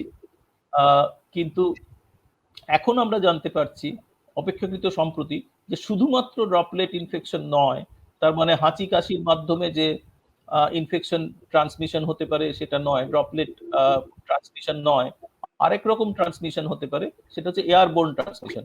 এই ট্রান্সমিশন কিন্তু 3 ভাবে হতে পারে। একটা হচ্ছে কন্ট্যাক্ট ট্রান্সমিশন, যেটাতে সারফেস ইত্যাদি ফোমাইটের মাধ্যমে, 2 হচ্ছে ড্রপলেট ট্রান্সমিশন, আর 3 হচ্ছে এয়ারবোর্ন ট্রান্সমিশন। তিনটেই কিন্তু হওয়া সম্ভব। আগে আমরা বেশি জোর দিচ্ছিলাম ড্রপলেটে, এখন আমরা বলছি শুধু ড্রপলেট নয়, তার সঙ্গে সঙ্গে এয়ারবোর্ন ট্রান্সমিশনও হতে পারে। তার মানে ওই 2 গজের দূরেও এই ট্রান্সমিশনটা যেতে পারে। অপেক্ষাকৃত শুধু পার্টিকেল গুলো হাওয়ায় ভেসে বেড়াতে পারে কিছুটা দূরত্ব, বেশি দূরত্ব অবধি এবং বেশি সময় ধরে ওই হাওয়ায় ঘুরে বেড়াতে পারে, যার ফলে আমরা বলছি যে অপেক্ষাকৃত ওয়েল ভেন্টিলেটেড জায়গায় যাতে আমরা থাকি, ক্রাউডেড জায়গায় ট্রান্সমিশনের সম্ভাবনা বেশি থাকে। এমনকি যদি আমার কোভিড হয়ে থাকে, বাড়ির মধ্যেও আমরা যতটা সম্ভব চেষ্টা করব ক্রস ভেন্টিলেশন যাতে হয়, এমন ভাবে জানালা দরজাগুলো খুলে রাখতে, পাখা চালিয়ে রাখতে, কিন্তু এসির মধ্যে যতটা সম্ভব অ্যাভয়েড করতে, এসি ঘরের মধ্যে থাকা ইত্যাদি। তো এইগুলো হচ্ছে আরো কিছু কিছু দিক যেগুলো আমাদের জানার দরকার আছে। ওভার। একদম স্যার যেরকম বললেন, প্রথমে যেটা প্রেগনেন্সি এবং ল্যাকটেশনের যে ইস্যুটা, যদিও আমাদেরকে এখন মনে রাখতে হবে যে যেহেতু আমরা একটা গাইডলাইন মেনে চলছি বা আমাদের রেগুলেটরদের কথা মেনে চলতে আমরা বাধ্য, সেই জন্য এই মুহূর্তে কিন্তু ব্রেস্ট ফিডিং এবং প্রেগনেন্সিকে ভ্যাকসিনেশন প্রোগ্রামের মধ্যে ইনক্লুড করা যাচ্ছে না। কিন্তু এটা এটা ঠিক যে অনেকে আমাদেরকে জিজ্ঞেস করছেন যে আমার বাচ্চার বয়স 1.5 বছর, আমি বেবিকে ব্রেস্ট ফিড করাচ্ছি, আমি তাহলে তো ভ্যাকসিন নিতে পারবো না। আপনাদেরকে বুঝতে হবে যে 6 মাস অব্দি আপনাদের এক্সক্লুসিভ ব্রেস্ট ফিড করার কথা। এবার 1 বছর বয়স হয়ে গেলেও আপনার বাচ্চাকে আর ব্রেস্ট ফিড করানোর দরকার হয় না। আপনি ব্রেস্ট ফিডিং করানো বন্ধ করুন, আপনি নিজেকে ভ্যাকসিনেট করুন কোভিড-19 এর এগেইনস্টে। এবং স্যার যেটা খুব সুন্দর বললেন যে এই ভ্যাকসিনের সেফটি ইন প্রেগনেন্সি এবং ল্যাকটেশন, দেখা গেছে আমরা যে ভ্যাকসিন গুলো ব্যবহার করছি এখন কোনোটাই লাইভ অ্যাটিনিউয়েটেড ভাইরাস ভ্যাকসিন নয়, মানে এগুলো জীবিত ভাইরাস নয় যেটা আমরা ভ্যাকসিনের মধ্যে দিয়ে দিচ্ছি। এগুলো সব ইনঅ্যাক্টিভ ভাইরাস যেটা আমরা দিচ্ছি। কোভ্যাক্সিন বা কোভিশিল্ড একটা অক্ষতিকর ভাইরাস, অন্য ভাইরাস যেটার মধ্যে দিয়ে একটা ভাইরাল ডিএনএ আমাদের শরীরের মধ্যে ঢুকে যায়। তা এই দুটো টাইপের ভ্যাকসিনই কিন্তু প্রেগনেন্সিতে এবং ল্যাকটেটিং মাদারদেরকে যদি আমরা দিই, সেখান থেকে ফিটাসের মধ্যে যাওয়ার বা বেবির ব্রেস্ট মিল্কের মধ্যে যাওয়ার, সেখান থেকে বেবির কাছে যাওয়ার সম্ভাবনা খুবই খুবই কম, নেই বলতে গেলে। তাই আমরা যদি royal college of obstetrician and gynaecology recommendation দেখি বা আমেরিকার গাইনোকোলজি অবস্টেট্রিশিয়ানদের রেকমেন্ডেশন দেখি, ওরা কিন্তু অ্যালাউ করছে ওদের যে ভ্যাকসিন গুলো রয়েছে। ইভেন আমাদের ভেরি রিসেন্টলি আমাদের এখানকার যে ফোরাম, আমাদের এখানকার যে গাইনোকোলজিক্যাল সার্জন অফ ইন্ডিয়ার একটা সোসাইটি, সেখান থেকেও একটা আবেদন করা হয়েছে যে যারা প্রেগনেন্সি এবং ল্যাকটেশনে যেন এই ভ্যাকসিনকে অ্যালাউ করা হয়। আরেকটা যেটা ইম্পর্টেন্ট তথ্য স্যার দিলেন যে অন্য ভ্যাকসিনের সঙ্গে কোভিড ভ্যাকসিনের কিরকম গ্যাপ রাখা উচিত। অবশ্যই সেটাকে রিস্ক বেনিফিট প্রথমে দেখতে হবে। যে আমি যদি রেবিসের কথাই যদি ধরি, রেবিস হচ্ছে এমন একটা রোগ, এটা আমাদের বইয়ের মধ্যে লেখা আছে, হ্যারিসন আমরা সবসময় পড়াশোনা করে এসেছি, সেখানে একদম লেখা আছে যে এখনো পর্যন্ত যাদের রেবিস হয়েছে একবার, এরকম 3 জন পেশেন্ট এখনো পর্যন্ত জীবিত হতে পেরেছে। এবং সেই 3 জনের মধ্যেও যে আদৌ তাদের রেবিস হয়েছিল কিনা সেটাও কোশ্চেন মার্ক। অর্থাৎ এটা এতটাই 100% মর্টালিটি এই ডিজিজটা। তাই আমাদেরকে রেবিসকে গুরুত্ব দিতে হবে এবং একটা ভ্যাকসিনের সঙ্গে অন্তত 15 দিন থেকে 30 দিনের গ্যাপ রাখতে হবে কোভিড-19 এর ভ্যাকসিনের, তাহলে এটার মধ্যে কোনো সেরকম ইন্টারাকশন হওয়ার সম্ভাবনা নেই। এই ব্যাপারটার দিকে আমাদেরকে খুব গুরুত্ব দিতে হবে।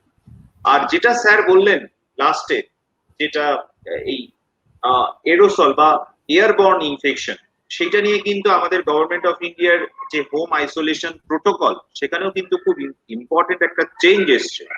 এখন বলা হচ্ছে যে যারা পেশেন্ট, কোভিড-19 পেশেন্ট যারা হোম আইসোলেশনে রয়েছেন, আপনারা কিন্তু বাড়িতে যখন থাকবেন একটা 3 লেয়ার সার্জিক্যাল মাস্ক পরে থাকবেন, এবং এই 3 লেয়ার সার্জিক্যাল মাস্ক 8 ঘন্টা ছাড়া ছাড়া 8 আওয়ার ইন্টারভেলে খুলে আবার চেঞ্জ করে নেবেন। এবং যখন আপনার বাড়ির লোক, আপনার কেয়ার গিভার আপনার ঘরে আসবে, তার আগে আপনি একটা N95 মাস্ক এবং তার উপরে একটা সার্জিক্যাল মাস্ক পরে নেবেন, এবং আপনার কেয়ার গিভারও যেন একটা N95 মাস্ক এবং একটা সার্জিক্যাল মাস্ক তার উপরে পরে নেন, এবং 6 ফুটের থেকে বেশি দূরত্বে এসে তার যে কাজটা করার পরে সে যেন চলে যায়। কিন্তু যেটা গুরুত্বপূর্ণ স্যার বললেন যে ভেন্টিলেশনের কথা, সেই ভেন্টিলেশনের কথাও কিন্তু এই গাইডলাইনে রাখা আছে। এর আগে বলা হচ্ছিল যে আমরা দরজা বন্ধ করে রেখে দেব, দরজা জানলা বন্ধ করে রেখে দেব। এটা কিন্তু এইবার পরিষ্কার বলা হচ্ছে যাতে ক্রস ভেন্টিলেশন হয়, কারণ ক্রস ভেন্টিলেশন হলে কিন্তু এই এয়ারে ভাইরাল লোড অনেক কমে যায়, এবং সেখান থেকে ভাইরাস ইনফেকশন করতে মানে ভাইরাসের ইনফেকশন করার ক্ষমতাটা অনেক কম হয়। তাই এই ব্যাপারগুলো খুব ইম্পর্টেন্ট আমার মনে হয়। আর আরেকটা যেটা ইম্পর্টেন্ট জিনিস আমি আগের বারে বলতে একটা পয়েন্ট যেটা স্যার বললেন সাইটোকাইন রিলিজ সিনড্রোম নিয়ে বা সাইটোকাইন স্টর্ম নিয়ে, আমরা কখন বুঝবো নিজেরা যে আমাদের সাইটোকাইন স্টর্ম হচ্ছে, এইটা খুব গুরুত্বপূর্ণ।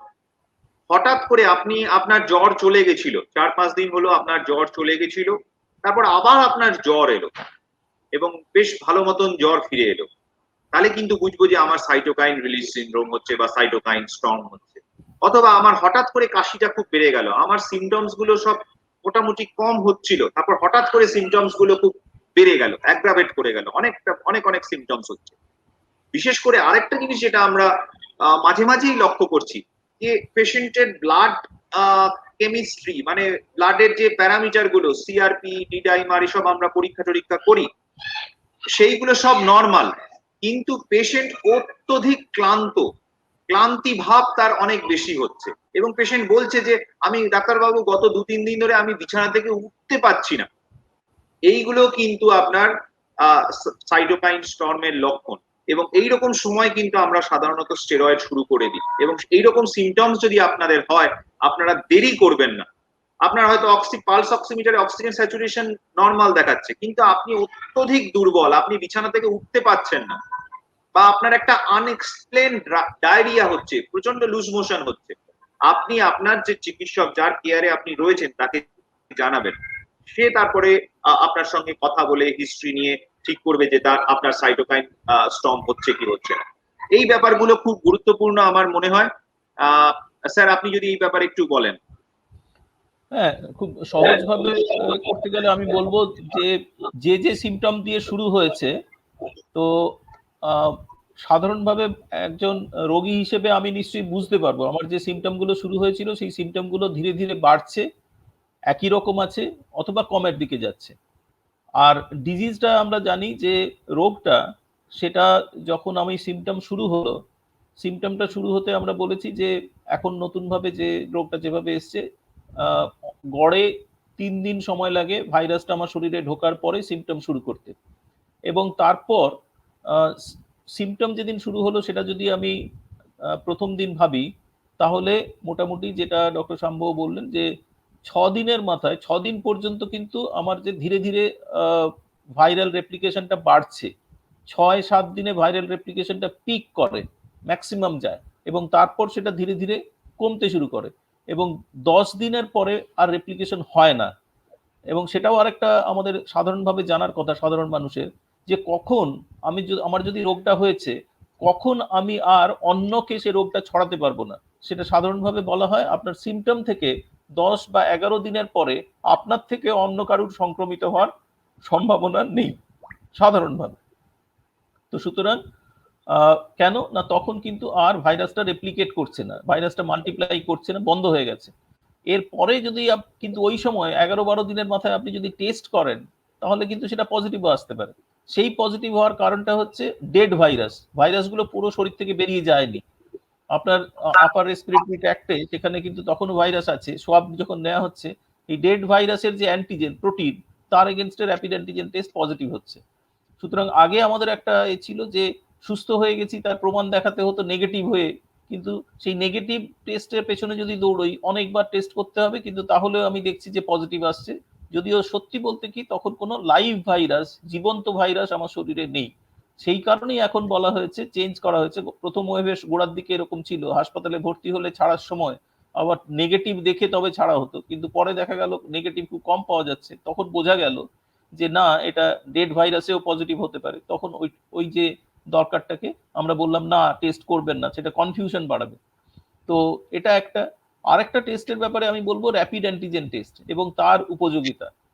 যে জন্য আমরা বলছিলাম যে পার্টিকুলারলি যে সমস্ত পেশেন্টরা, যে সমস্ত রোগীরা হোম কেয়ারে আছেন এবং তাদের যে আরটিপিসিআর টেস্ট আমি যখন বাড়িতে ডেকে ল্যাবরেটরির লোককে আমি স্যাম্পল দিচ্ছি, প্রাইভেট ল্যাবরেটরি সে আমার কাছে টেস্টের রিপোর্ট দিচ্ছে, তাই দিতেই 3-4 দিন 5 দিন লাগিয়ে দিচ্ছে।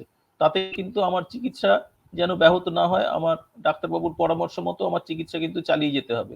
আর ওই সাইটোকাইন রিলিজটা শুরু হয় কিন্তু পিক যখন পৌঁছলো তার পর থেকে, মোটামুটি 6 দিন বা 7 দিন থেকে সাইটোকাইন রিলিজ শুরু হতে পারে এবং সাইটোকাইন রিলিজটা পিক করতে পারে গিয়ে 11 দিন, 12-13 দিন, 14 দিন, ওই সময় গিয়ে ম্যাক্সিমাম সাইটোকাইন রিলিজ হতে পারে। এবং যেটা ডক্টর শম্ভু বলছিলেন যে কি করে আমি বুঝবো ওই sudden change, abrupt change, abrupt worsening of my symptoms, অথবা যে আমার যদি শ্বাসকষ্ট হতে শুরু করে, আমার যদি রেসপিরেশন রেট, যেটা স্বাভাবিকভাবে রেসপিরেশন রেট হচ্ছে এই ধরুন 18 থেকে 22 এরকম, আমার যদি 24-এর বেশি রেসপিরেশন রেট হয়, মানে মিনিটে কতবার আমার বুক ওঠানামা করছে, একবার ওঠা একবার নামা মিলে যদি 1 কাউন্ট করি, তাহলে 60 সেকেন্ডে কতবার ওঠানামা করছে সেটা বলা হয় রেসপিরেশন রেট। রেসপিরেশন রেট যদি 24-এর বেশি হয়, অক্সিজেন স্যাচুরেশন যদি 94-এর কম হয় এবং সাস্টেইনড ভাবে কম থাকে, আর আমার যদি জ্বর যদি খুব বেশি থাকে, তাহলে সেক্ষেত্রে আমাকে কিন্তু ভাবতে হবে যে সাইটোকাইন স্টর্ম সম্ভবত হচ্ছে বা সাইটোকাইন রিলিজ সিনড্রোম হচ্ছে। বিশেষ করে 6 দিনের পরে যদি সেটা হয়, 6, 7, 8 এইরকম সময় থেকে যদি সেগুলো দেখা যায়, তাহলে আমাকে সতর্ক হতে হবে। এবং সেই ক্ষেত্রে কিন্তু যেটা ডক্টর শম্ভু বললেন, আবার ডাক্তারবাবুর সঙ্গে যোগাযোগ করতে হবে। ডাক্তারবাবু ভাবনা চিন্তা করে দেখবেন যে স্টেরয়েড দেওয়া উচিত কি উচিত নয়, কিভাবে দেবেন, কতটা দেবেন ইত্যাদি, এবং সেই মতো ডাক্তারের পরামর্শ মতো চলতে হবে।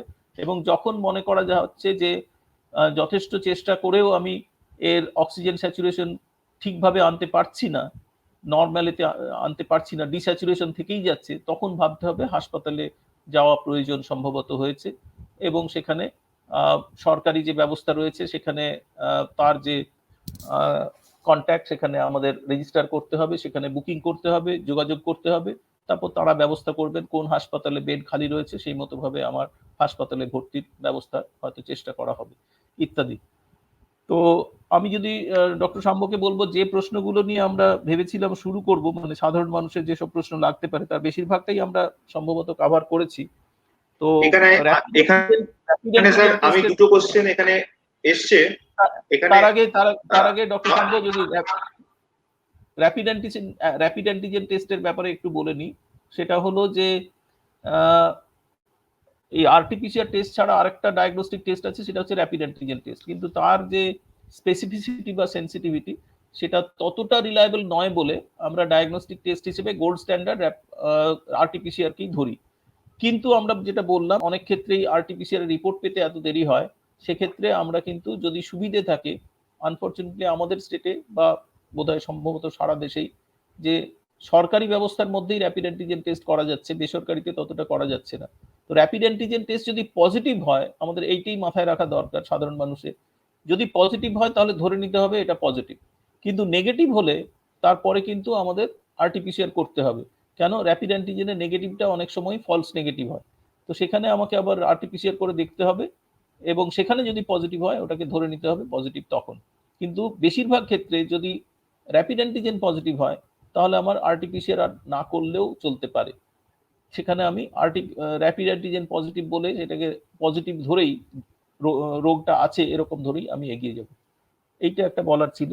আর ডক্টর শাম্ব কিছু বলছিলেন, বলুন। ঠিকই স্যার, এটা ভীষণ ইম্পর্টেন্ট জিনিস, এবং এই র্যাপিড অ্যান্টিজেন টেস্ট নিয়ে এখন একটা খুব ইম্পর্টেন্ট ডিসিশন আমাদের গভর্নমেন্ট নিয়েছেন যে এখন কিন্তু র্যাপিড অ্যান্টিজেন টেস্ট প্রাইভেটেও সম্ভব, এবং এক্ষেত্রে যেটা হয় যে পেশেন্টের খরচ অনেকটা কমিয়ে ফেলতে পারা যায়, কারণ র্যাপিড এটা বোধহয় অ্যান্টিজেন খুব টেস্ট সাম্প্রতিক সিদ্ধান্ত, এটা বোধহয় খুব খুব সাম্প্রতিক সাম্প্রতিক সিদ্ধান্ত, সিদ্ধান্ত। খুব সাম্প্রতিক সিদ্ধান্ত, মনে হয় 5-6 দিন হয়েছে। তা আমরা যদি র্যাপিড অ্যান্টিজেন টেস্টটা অন্তত বিভিন্ন জায়গাতে শুরু করে দিতে পারি, এবং এক্ষেত্রে যদি পজিটিভ হয়ে যায় তাহলে আর তাকে আর আরটিপিসিআর এর জন্য অত টাকা খরচ করতে হবে না। তবে হ্যাঁ, যদি র্যাপিড অ্যান্টিজেন টেস্ট নেগেটিভ হয় এবং সিমটম সাজেস্টিভ হয় তাহলে অবশ্যই আরটিপিসিআর করা উচিত। এখানে একটি মানে খুব দুটো ইম্পর্টেন্ট কোশ্চেন আমার, এই জন্য আমি ইম্পর্টেন্ট বলছি যে অনেকেই আমাদের মনের মধ্যে এই কোশ্চেন নিয়ে আসবেন বা জিজ্ঞেস করবেন যে জ্বর হলো, তাহলে জ্বর হলে আমি কি ওষুধ প্রথমে শুরু করতে পারি হোম মেডিকেশন হিসেবে। যেটা আমরা বলবো যে হোম মেডিকেশন হিসেবে আপনারা যেটা শুরু করতে পারেন যে 1 নম্বর হচ্ছে প্যারাসিটামল খাবেন। প্যারাসিটামল 500 বা 650 মিলিগ্রাম, এটা আপনার বডি ওয়েট হিসেবে দিনে 3 বার বা 4 বার খাবেন। প্রচুর জল খাবেন, এবং কিছু ভিটামিন সি, জিঙ্ক এবং ভিটামিন ডি ট্যাবলেট রয়েছে যেগুলো আপনারা শুরু করতে পারেন। কিন্তু অবশ্যই আর দেরি না করে আপনাকে আপনার নিয়ারেস্ট চিকিৎসকের সঙ্গে যোগাযোগ করতে হবে, বিশেষ করে কোভিড-19 আরটিপিসিআর টেস্ট বা র্যাপিড অ্যান্টিজেন টেস্ট করার জন্য এগোতে হবে। কারণ যত দেরি করবেন তত আমাদের চিকিৎসা শুরু করতে দেরি হবে, এই ব্যাপারটা সম্বন্ধে। এবং জ্বর হলেই বাড়িতে আরেকটা জিনিস আপনারা করবেন, সেটা হচ্ছে পালস অক্সিমিটার কিনে নেবেন। কারণ পালস অক্সিমিটার দিয়ে অক্সিজেন স্যাচুরেশন দেখাটাও আপনারা শুরু করবেন। যদিও জ্বরের ইনিশিয়াল কিছুদিন পালস অক্সিমিটারের রিডিং সাধারণত নর্মাল থাকে, কিন্তু এই 4 দিন, 5 দিন, 6 দিন এর পরে পরে কিন্তু অক্সিজেন স্যাচুরেশন ড্রপ করার একটা সম্ভাবনা থাকে। ওই সময়টাই খুব গুরুত্ব দিতে হবে। এবং আরেকটা যেটা ইম্পর্টেন্ট আমরা বলি যে আফটার ওয়াকিং, আপনি যখন বসে আছেন তখন আপনি পালস অক্সিমিটারে দেখলেন যে অক্সিজেন স্যাচুরেশন কত, তারপরে আপনি 5 মিনিট হাঁটলেন, এবং হাঁটার পরেও যদি আপনি দেখছেন যে আপনার অক্সিজেন স্যাচুরেশনটা 94% বা তার কম হয়ে যাচ্ছে, তাহলেও কিন্তু সেটা সিরিয়াস। আপনাকে আপনার ডাক্তারবাবুকে সেই তথ্যটা জানাতে হবে, যাতে আপনার ডাক্তারবাবু সেইভাবে অ্যাকশন নেন। একটি প্রশ্ন এখানে করেছেন ডক্টর শিবাজি ভট্টাচার্য, উনি জিজ্ঞেস করেছেন যে say about zoonotic importance of COVID-19. এইখানে আমি একটাই জিনিস অ্যাড করতে চাই যে ভেরি রিসেন্টলি একটি কেস দেখতে পাওয়া গেছে, একটি সিংহ, লায়ন, একটি সম্ভবত গির অরণ্যেরই একটি লায়নের মধ্যে থেকে ওরা কোভিড-19 ভাইরাসটাকে বার করতে পেরেছে। কিন্তু আমাদের গাইডলাইনে কিন্তু এটা পরিষ্কারভাবে, রিসেন্ট হোম আইসোলেশন যে গাইডলাইন, সেখানে যেটি মেনশন করা আছে যে যে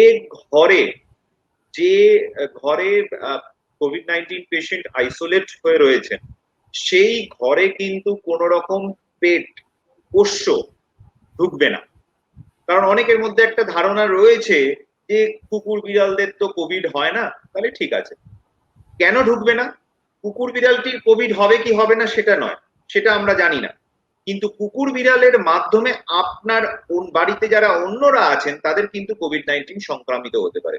তাই যে ঘরে কোভিড-19 পেশেন্ট আইসোলেট আছেন সেখানে কোন রকম পেটকেও ঢোকানো যাবে না। এই ব্যাপারটা আমার মনে হয় যে এই তথ্যটা আমাদের সবার জানা দরকার, আমি তাই এটা বললাম।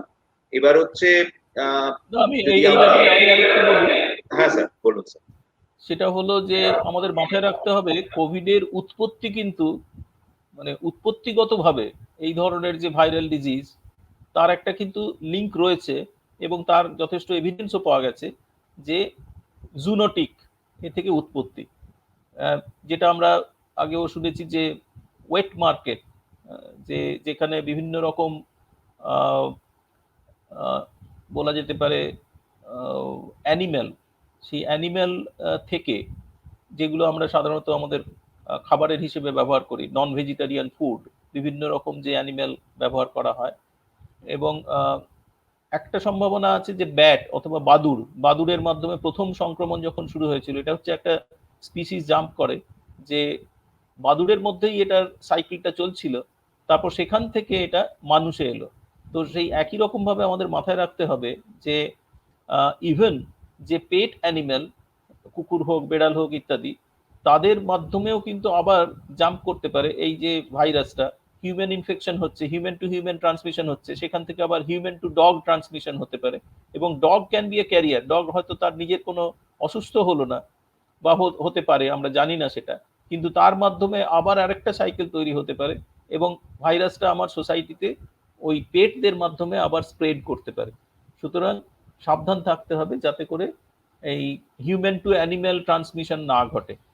মানে সেটা শুধু অ্যানিম্যালের প্রোটেকশনের জন্য না, অ্যানিম্যাল কিন্তু একটা ক্যারিয়ার হতে পারে, আমার পেট অ্যানিম্যাল ক্যারিয়ার হতে পারে, এটাকে social transmission in the society সেটাকে আরো প্রলং করতে। হ্যাঁ, যেমন ভাবে র্যাবিজে হয়, র্যাবিজ তো র্যাবিড ডগ থেকে হিউম্যান ট্রান্সমিশন হয় এবং সেটা লিথাল, এবং মানুষও মারা যায়, আবার যে কুকুরের থেকে মানুষে এলো, যে কুকুর কামড়েছে আমাকে, সেই কুকুরটাও কিন্তু মারা যায়, র্যাবিড ডগ। তো সেই হিসেবে এই যে ভাইরাস, এটা সম্বন্ধে আমরা বেশি এখনো জানি না, কিন্তু এই আরো জানবো। সুতরাং যতক্ষণ না জানছি, বিশেষ করে যেহেতু এটার একটা জুনোটিক ইভলিউশনের হিস্ট্রি আছে, সেই হিসেবে আমরা চেষ্টা করব যে জুনোটিক ট্রান্সমিশন যতটা সম্ভব আমরা প্রিভেন্ট করতে পারি। হ্যাঁ, ওভার সম্ভব। ঠিকই স্যার, আরেকটাও মানে অ্যানিমেলের কথা আমার মনে পড়ছে, যেটাকে নিয়ে আলোচনা করা হচ্ছিল যখন একদম কোভিড-19 প্যান্ডেমিক চীনে আসে, মানে চীনে যখন ওরা শুরু করে, সেটা হচ্ছে এই প্যাঙ্গোলিন। প্যাঙ্গোলিন, যারা যারা যারা যাদের খাদ্য হচ্ছে পিঁপড়ে, সেই সেই প্যাঙ্গোলিনকে নিয়েও কিন্তু একটা প্যাঙ্গোলিনের ওদের গায়ের মধ্যে যে মানে ওর চামড়াটা একটা বিশেষ রকমের হয়, ওর তলা থেকেও নাকি করোনা ভাইরাসের স্ট্রেন ওরা প্রথম ফাইন্ড করে, মানে খুঁজে পায়। তা যাই হোক, এর একটা মানে সব রোগেরই একটা জেনেটিক কানেকশন রয়েছে এবং সেই ব্যাপারটাকে আমরা আমাদের উচিত হচ্ছে গুরুত্ব দেওয়া। তা এইবার আমার মনে হয় যে আমরা আস্তে আস্তে শেষের দিকে আসছি, এবং একটি প্রশ্ন ডক্টর দেবাশিস মন্ডল করেছেন, খুব ইম্পর্টেন্ট কোশ্চেন, কিন্তু এই কোশ্চেনের অ্যান্সারটা আমার মনে হয় যে আমরা ডাক্তারদের মধ্যেই রাখা দরকার, যে এবং আপনারা যারা নন ডাক্তাররা রয়েছেন তারা এই ওরাল স্টেরয়েড কখন খাবেন সেটা সম্পূর্ণভাবে আপনারা ডাক্তারদের তত্ত্বাবধানেই আন্ডার মেডিকেল সুপারভিশনই করবেন। উনি প্রশ্ন করেছেন যে is it possible to advise oral steroid to a positive patient in home isolation? If yes, then when, with dose and duration, please? আমার মনে হয় এই প্রশ্ন এই প্ল্যাটফর্মে আমরা বেশি আলোচনা না করাই ভালো। আমরা অন্য কোনো অপরচুনিটিতে, যেখানে সরাসরিভাবে মেডিকেল ফ্র্যাটার্নিটির মধ্যে ডিসকাশন হবে, আমরা সেখানেই এটা ডিসকাস করব। আজকে আমি বরং অন্য যে প্রশ্নগুলো আমরা এক্সচেঞ্জ করেছিলাম, doctor Shamba, you must be having in your mobile the other questions, যেগুলো আমরা সাধারণ মানুষের কাছ থেকে যে কোয়েশ্চেনগুলো পেয়েছিলাম, তার যদি কিছু প্রশ্ন বাকি থাকে সেইগুলো যদি তুমি হাইলাইট করো এখন।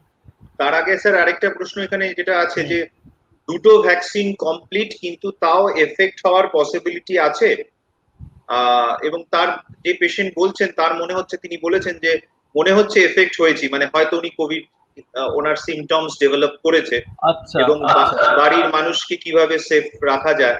তা এইখানে যেটা ইম্পর্টেন্ট, যেটা এটা স্যার বলবেন, স্যার আপনি বলুন। হ্যাঁ, যেটা প্রশ্নটা আমার যেটা মনে হয় যে আমি দুটো ডোজ নিয়ে ফেলেছি, তারপরেও কতটা সম্ভাবনা আছে রোগ হওয়ার। আমি পরিষ্কারভাবে বলি, অ্যাবসলিউটলি এটা যে দুটো ডোজ নেওয়ার ফলে আমি পুরোপুরিভাবে রোগের সংক্রমণ থেকে শতকরা 100% আমার প্রোটেকশন থাকবে তা নয়। দুটো ডোজ নেওয়ার পরেও, দুটো ডোজ নেওয়া মানে আমি ধরে নিচ্ছি সেকেন্ড ডোজ নেওয়ার পরেও 15 দিন কেটে গেছে, যাতে করে সাফিসিয়েন্ট তার অ্যান্টিবডি রেসপন্স তৈরি হয়েছে। তো দুটো ডোজ নেওয়ার 15 দিন কেটে গেছে, তারপরেও কিন্তু আমার আবার কোভিড হতে পারে। তবে আমি এক্সপেক্ট করব, এবং এখনো অবধি আমাদের যা অভিজ্ঞতা সেটা সত্যি দেখা যাচ্ছে, যে দ্বিতীয় ডোজ শেষ হওয়ার 15 দিন পরে যদি আমার কোভিড হয়, সেটা অপেক্ষাকৃত কম মারাত্মক কোভিড হয়, মাইল্ড ইনফেকশন হয়, হাসপাতালে যাওয়ার দরকার পড়ছে না, অক্সিজেন স্যাচুরেশন ড্রপ করছে না, শক স্টেজে আমি যাচ্ছি না, সাইটোকাইন স্টর্ম হচ্ছে না, এবং মারা যাচ্ছে না মানুষ। সুতরাং এইগুলো হচ্ছে এই ভ্যাকসিন নেওয়ার বেনিফিট, দুটো ডোজ কমপ্লিট করা। একটা ডোজ যখন নেওয়া হচ্ছে, অনেক ক্ষেত্রেই অনেকে বলছেন যে আমি ডোজ নিলাম, একটা ডোজ নিলাম, তার 3 দিন পরে আমার কোভিড হলো। আপনাকে মাথায় রাখতে হবে, ওই 3 দিনের মাথায় যে কোভিড হলো, হাসপাতালে ভর্তি হলেন, সেটা কিন্তু কোনোভাবেই বলা যাবে না সেটা ভ্যাকসিনের জন্য হয়েছে। কেন? না যেটা ডক্টর শাম্য বললেন যে আমরা যত ভ্যাকসিন আজকে সারা পৃথিবীতে ব্যবহার হচ্ছে কোভিডের জন্য, কোনোটারই কিন্তু ক্ষমতা নেই কোভিড তৈরি করে। কেন? কোনোটাই লাইভ ভ্যাকসিন নয়, লাইভ ভাইরাস ভ্যাকসিন নয়। সেই কারণেই ভ্যাকসিন থেকে কোভিড হওয়ার কোনো সম্ভাবনা নেই। তাহলে ভ্যাকসিন নেওয়ার 3 দিন পরে যে কোভিড হলো, কেন হলো?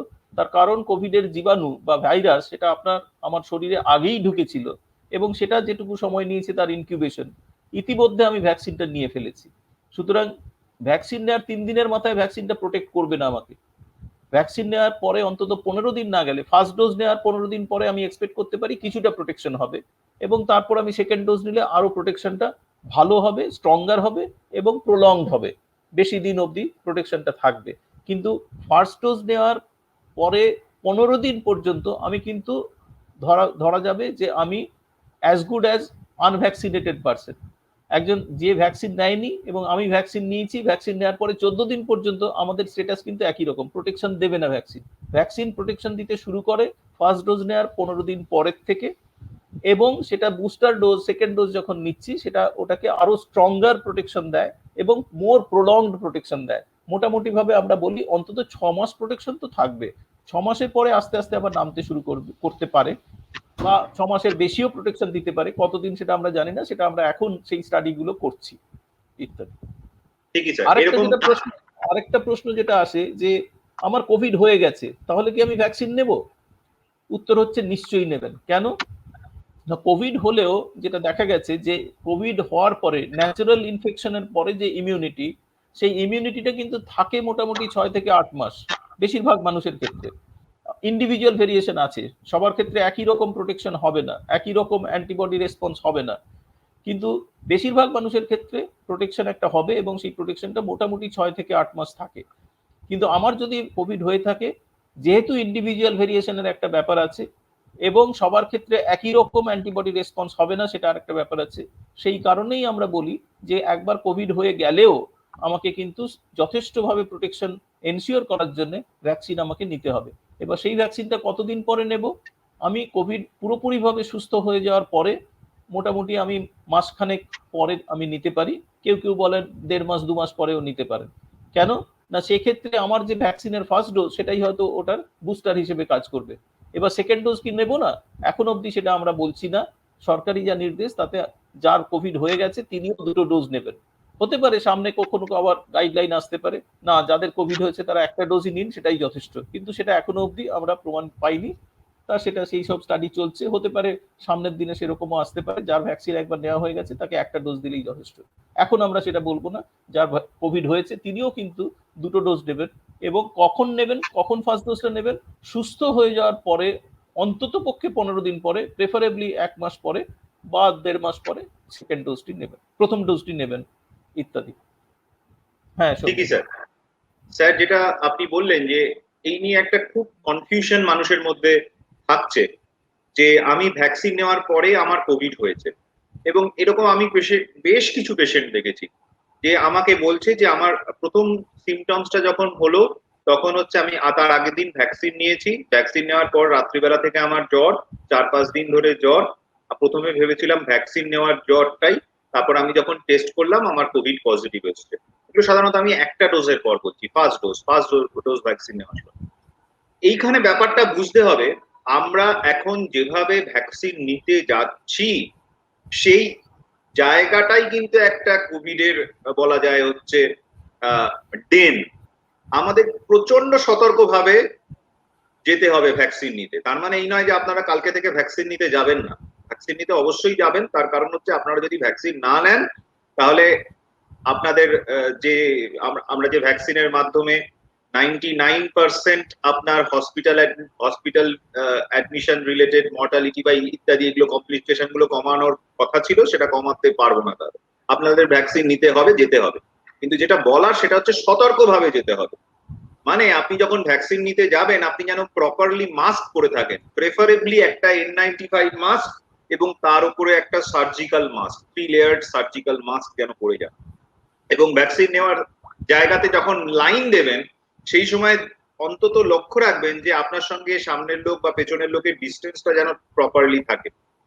এই জিনিসগুলো যদি মেনটেন করেন, মাস্ক যদি না খোলেন এবং হ্যান্ড স্যানিটাইজেশন যদি আপনি প্রপারলি করেন। বারবার আমরা একটাই কথা বলি, এসএমএস, যে স্যানিটাইজেশন, মাস্ক আর সোশ্যাল ডিস্টেন্সিং।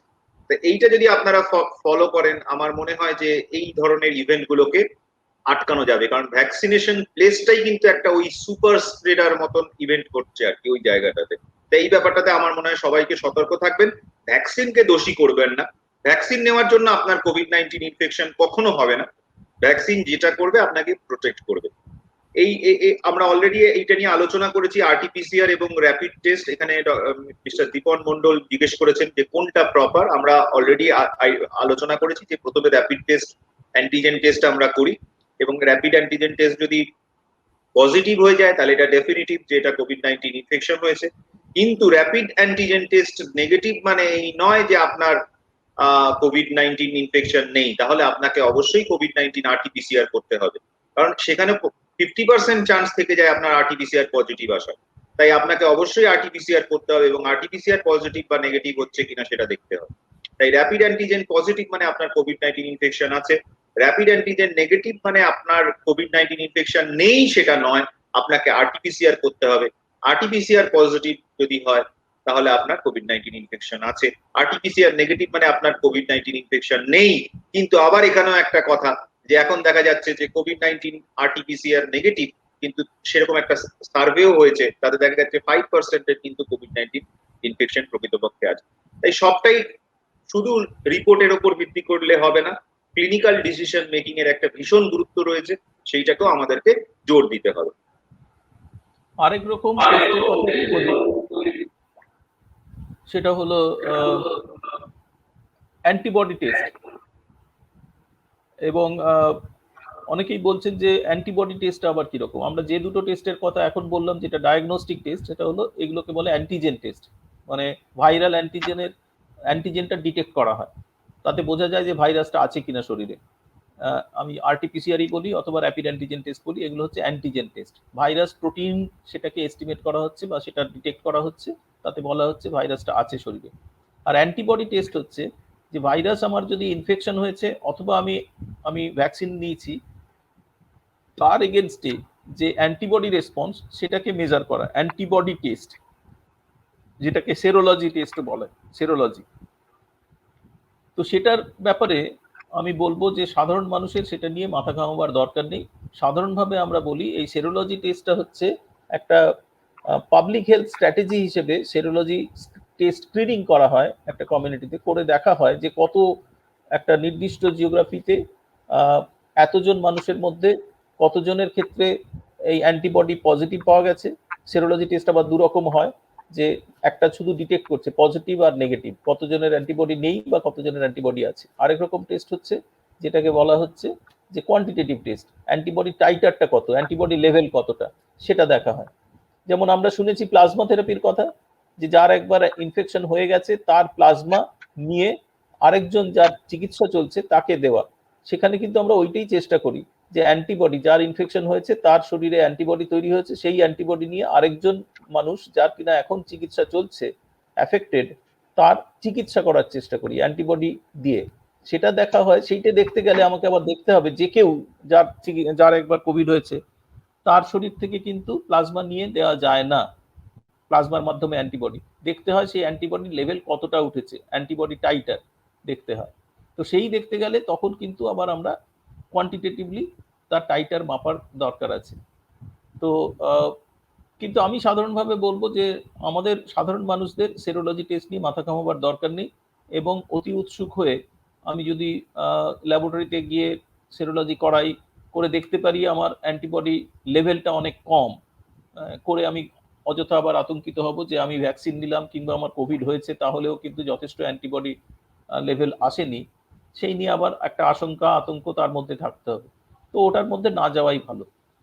ওটা একটা পাবলিক হেলথ স্ট্র্যাটেজি হিসেবে গভর্নমেন্ট করুক একটা নির্দিষ্ট এরিয়াতে, সেটা কতটা ইনফেকশন হয়েছে বা তার ভ্যাকসিনটা কতটা কাজ করছে সেটা বোঝার জন্য তারা সেরোলজি টেস্ট করে থাকে, সেটা ওই লেভেলেই থাক। এটা হলো অন্য যে অ্যান্টিবডি টেস্ট সেটার ব্যাপারে আলোচনা। ডক্টর শাম্ব, আমি তোমাকে জিজ্ঞেস করবো, একটা প্রশ্ন এসেছিল, how to identify asymptomatic disease. খুব ইন্টারেস্টিং। যে সাধারণ হ্যাঁ, মানুষের তো কৌতূহল আছে যে একজন কেউ আমরা বলছি যে সব সময় যে সবার সিমটম হবে তা না, আসিমটমেটিক কিন্তু কোভিড পজিটিভ পজিটিভ তো আমি টেস্ট করলে বুঝবো, আমি আসিমটমেটিক লোককে টেস্ট করতে যাব কেন? কোন ক্ষেত্রে সামবডি হু ইজ আসিমটমেটিক তারও টেস্ট করার দরকার আছে, এবং টেস্ট করে দেখলাম সে পজিটিভ কিন্তু তার কোনো সিমটম নেই। তো এই ব্যাপারটা যদি একটু বুঝিয়ে বলো। ঠিকই স্যার, এটা খুব ইম্পর্টেন্ট। সেটা সেই জন্য আমরা সব সময় আইসোলেশনের কথা বলি।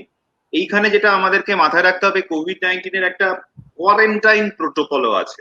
তা সেই কোয়ারেন্টাইন আর আইসোলেশন, এটার তফাৎটা কি যদি আমরা প্রথমে একটু আলোচনা করে নিই। আইসোলেশন মানে হচ্ছে, আমি এটা বলি যে আই ফর আই, মানে যারা অলরেডি ইনফেক্টেড, মানে কোভিড-19 ইনফেকশন হয়েছে, তাদের জন্য হচ্ছে আইসোলেশন প্রোটোকল, যেটা নিয়ে আমরা অলরেডি আলোচনা করলাম। যে যদি পেশেন্ট কোভিড-19 ইনফেক্টেড হয় কতদিন আইসোলেশন থাকবে না। নাম্বার ওয়ান, যবে থেকে সিমটমস অনসেট সেখান থেকে যদি 10 দিন ক্রস করে যায়, সেইটা হলো 1 নম্বর, যে তারপর সে আইসোলেশন ব্রেক করতে পারবে।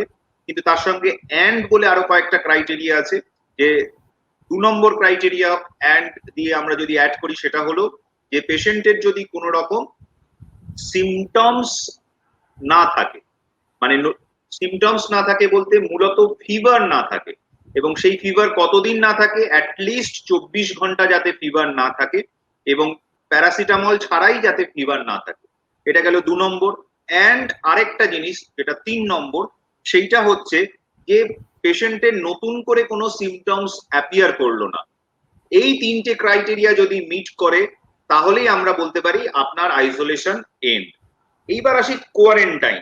কোয়ারেন্টাইন মানে কি না, তার ইনফেকশন আছে কি না আমরা জানি না, কিন্তু তার সাথে একজন পজিটিভ কোভিড-19 পজিটিভ পেশেন্টের কন্ট্যাক্ট হয়েছে, অর্থাৎ তার একটা পসিবিলিটি আছে যে কোভিড-19 ইনফেকশন তার ডেভেলপ করতে পারে। সেই জন্য তাকে আলাদা থাকতে হবে, তাকে কোয়ারেন্টাইন থাকতে হবে। এবং এই কোয়ারেন্টাইন থাকার অর্থ হলো, আমরা যেটা কোভিড-19 এর ক্ষেত্রে বলছি, যে 14 দিন তাকে কোয়ারেন্টাইন থাকতে হবে, এবং 14 দিন কোয়ারেন্টাইনে থাকার সময় তার যদি কোনো রকম সিমটমস অ্যাপিয়ার করে, তাহলে তাকে টেস্ট করতে হবে। আদারওয়াইজ যখন 14 দিন এন্ড হয়ে যাচ্ছে, যদিও এটাকে কেউ মানে এখনো পরিষ্কার করে কোনো প্রোটোকলের মধ্যে ঢোকানো নেই, কিন্তু আইডিয়ালি ভালো হয় 14 দিনের মাথায় যদি সে একবার নিজের কোভিড টেস্টটা করে নেয়, এবং তখন যদি দেখা যায় যে তার কোভিড-19 নেই, তখন সে তার কোয়ারেন্টাইন ব্রেক করতে পারে। আদারওয়াইজ যেটা গাইডলাইনে আছে যে 14 দিন তাকে আলাদা থাকতে হবে এবং তারপরে সে বেরিয়ে পড়তে পারে। এইবার হচ্ছে অ্যাসিমটমেটিক পেশেন্ট, যারা অ্যাসিমটমেটিক পেশেন্টরা কি কোনো সমস্যা সৃষ্টি করতে পারে? অবশ্যই সমস্যা সৃষ্টি করতে পারে। কারণ প্রথম কথা হচ্ছে, সিমটমস হচ্ছে এমন একটা জিনিস যেটা আমাদের হেলথ সিকিং বিহেভিয়ারটাকে তৈরি করে।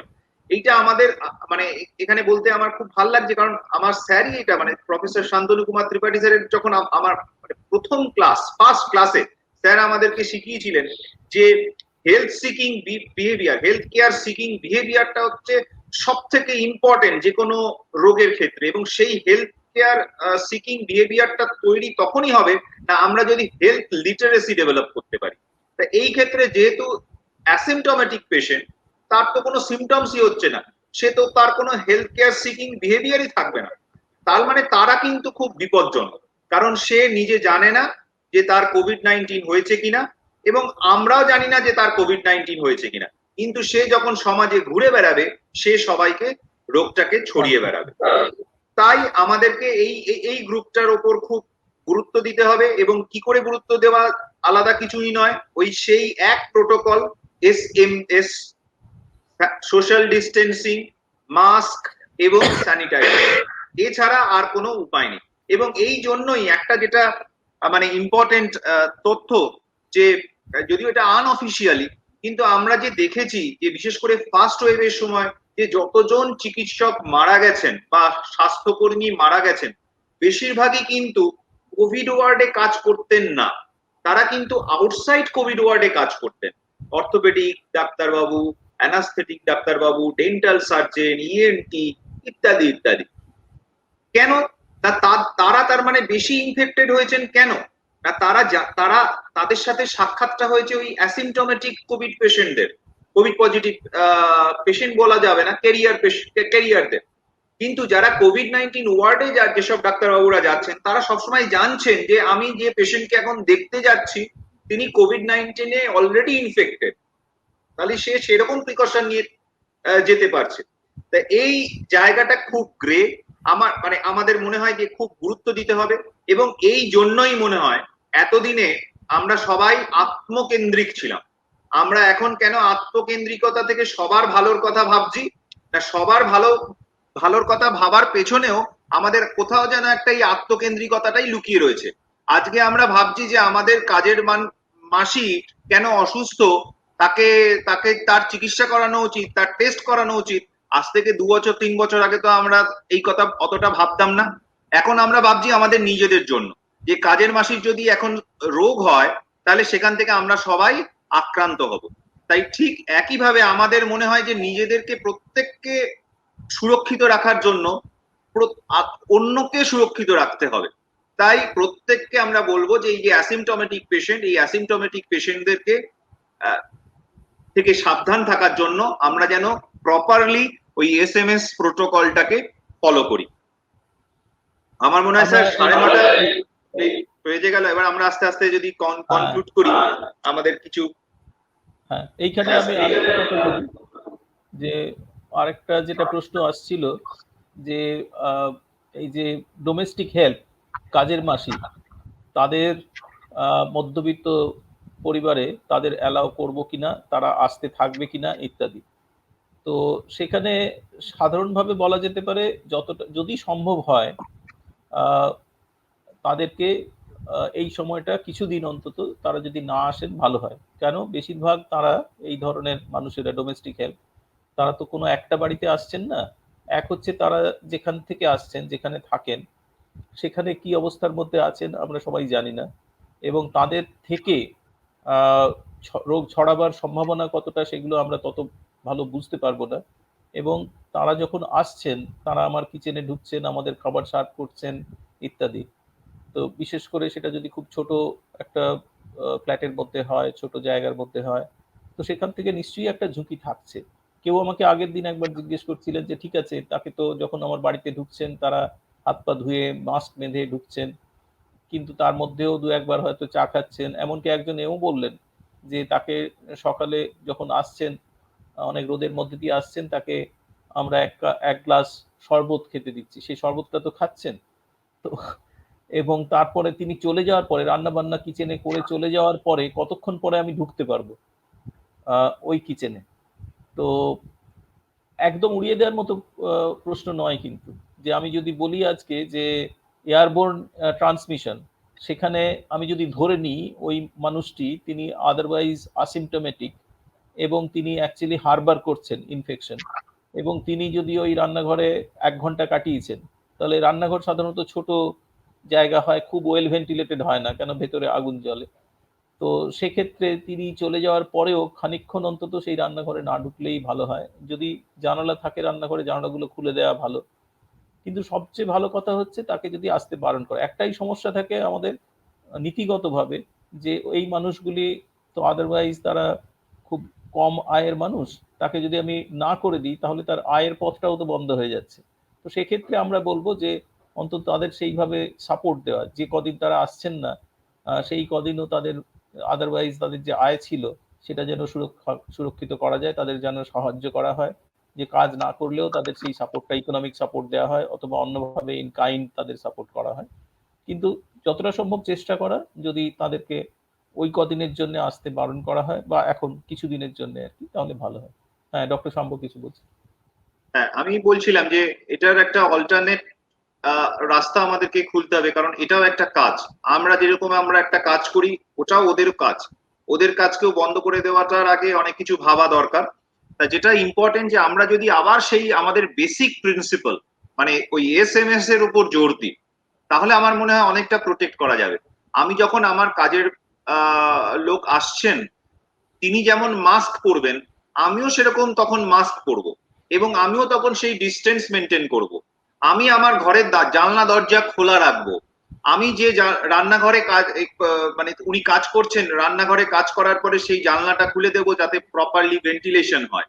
এবং যদি সম্ভব হয়, যদিও এটা সবার পক্ষে সম্ভব নয়, তার জন্য আমরা একটা ফ্রেশ আলাদা জামা কাপড় রাখবো, যে জামা কাপড়টা বাইরের জামা কাপড় সে খুলে সে ভালো করে হ্যান্ড স্যানিটাইজ করে সে নতুন সেই জামা কাপড়টা পরে আবার আমাদের ঘরের মধ্যে ঢুকতে পারবেন। এবং যখন থেকে ঢুকবেন সবসময় মাস্ক তিনি পরে থাকবেন, এবং আমার বাড়ির লোক যারা আছেন এই সময় ঘরের মধ্যে তারাও মাস্ক পরে থাকবেন এবং ডিস্টেন্স মেনটেন করবেন। সব থেকে যেটা ইম্পর্টেন্ট, সব থেকে বেশি ইম্পর্টেন্ট, আমরা বলছি না যে আমাদের এখন আত্মকেন্দ্রিকতার জন্যই আমাদের সবার খেয়াল রাখতে হবে। আমাদের যদি সামান্য কোনো রকম নিজেদের কোনো সিমটমস হয়, আমরা লোকাবো না, আমরা তখন সেই কাজের মাসিকে বলবো, কাজের লোককে বলবো যে আপনি কিন্তু কালকে থেকে আসবেন না আমার বাড়িতে। আমার মনের মধ্যে যেন এই পরিচ্ছন্নতাটা থাকে যে আমার সামান্য অসুস্থতা হলে আমি আমার কাজের মাসিকে আসতে বারণ করব, কারণ আমার এই বারণ করাতে আরো 10খানা বাড়ির লোক বেঁচে যাবে। এই ব্যাপারটা কিন্তু আমার মাথায় রাখা উচিত, আমাদেরকে এর ওপরে গুরুত্ব দিতে হবে।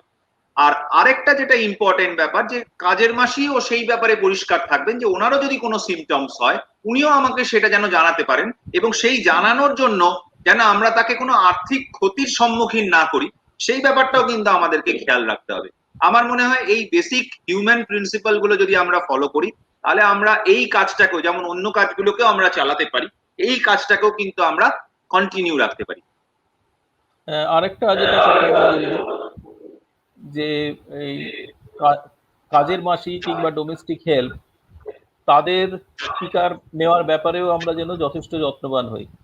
এই মুহূর্তে যেমন টিকার অভাব দেশে, আমরা সবাই নিজেরা যারা টিকা পাইনি এখনো, ভ্যাকসিন যারা নিইনি এখনো, তারা ভীষণ রকমভাবে ব্যাপারটা নিয়ে অ্যাংশাস।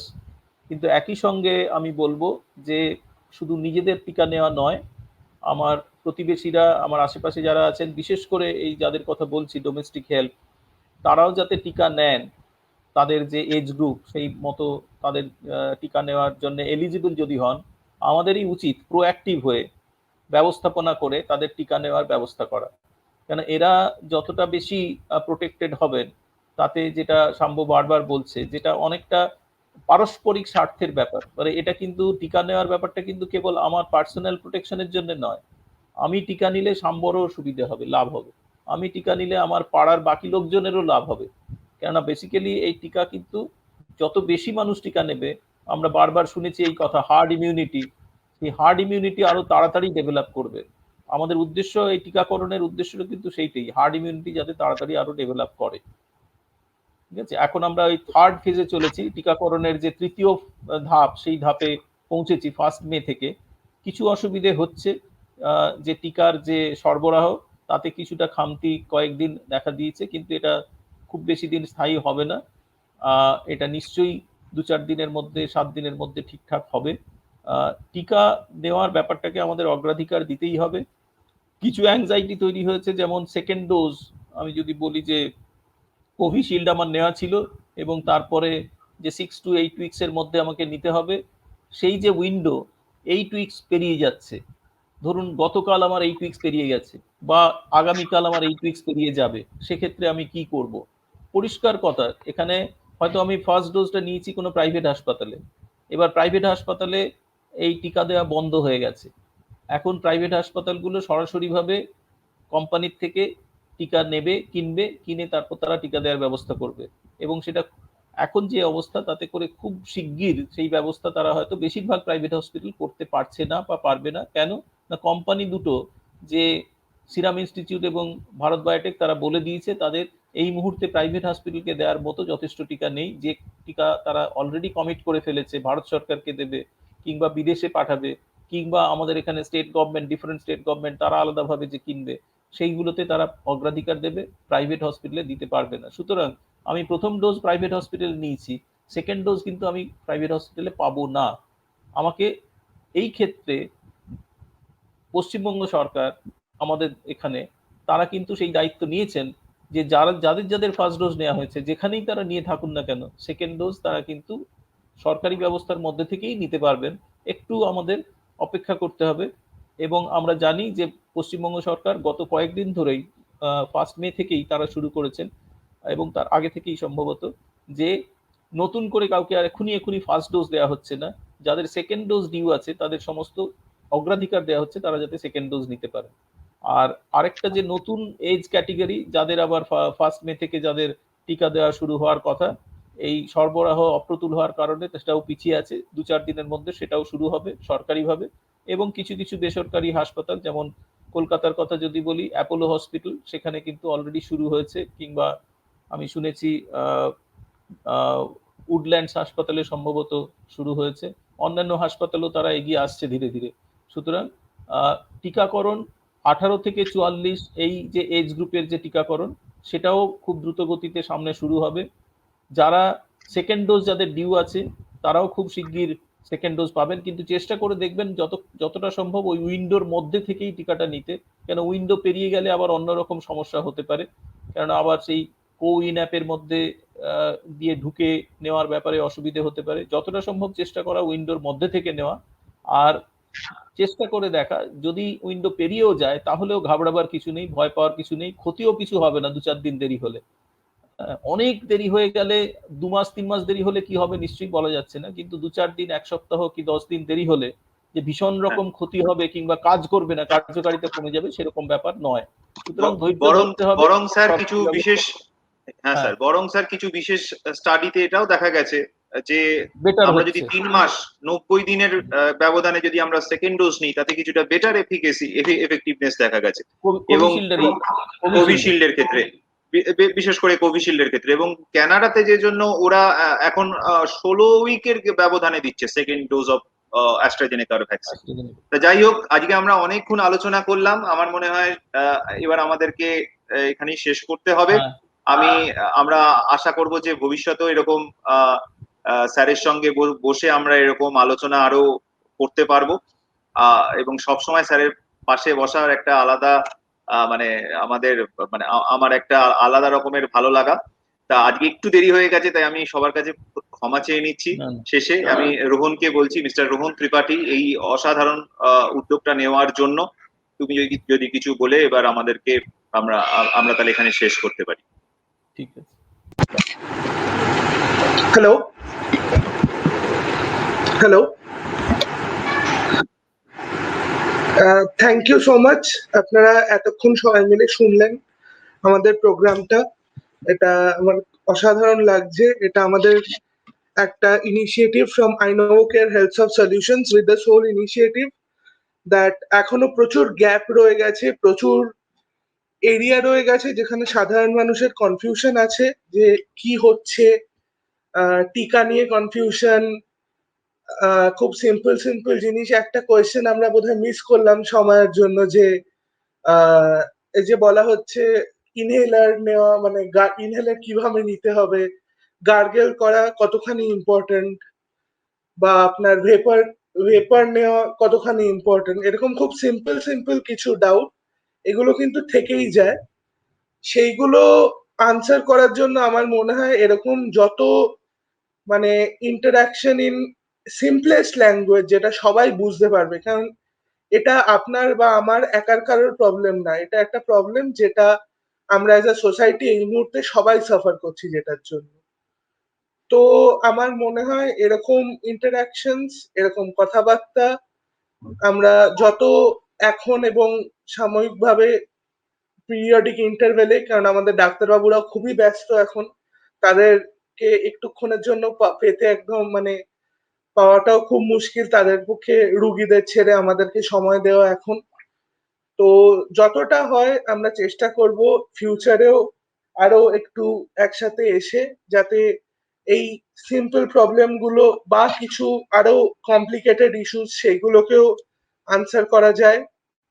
আজকের প্রোগ্রামটার জন্য আমি খুবই thankful Bengal chamber of commerce and industries কাছে, তারা আমাদের প্রোগ্রামটা প্রমোট করেছে। আমরা আইনোভোকেয়ার হেলথ সাব সলিউশনস বিসিসিআই তে ইনকিউবেটেড একটা স্টার্টআপ। আমি খুবই থ্যাঙ্কফুল শুরু আপের মিস্টার দেবাদিত্যর কাছে। দেবাদিত্য দা আমাদের সবসময় সাপোর্ট করে।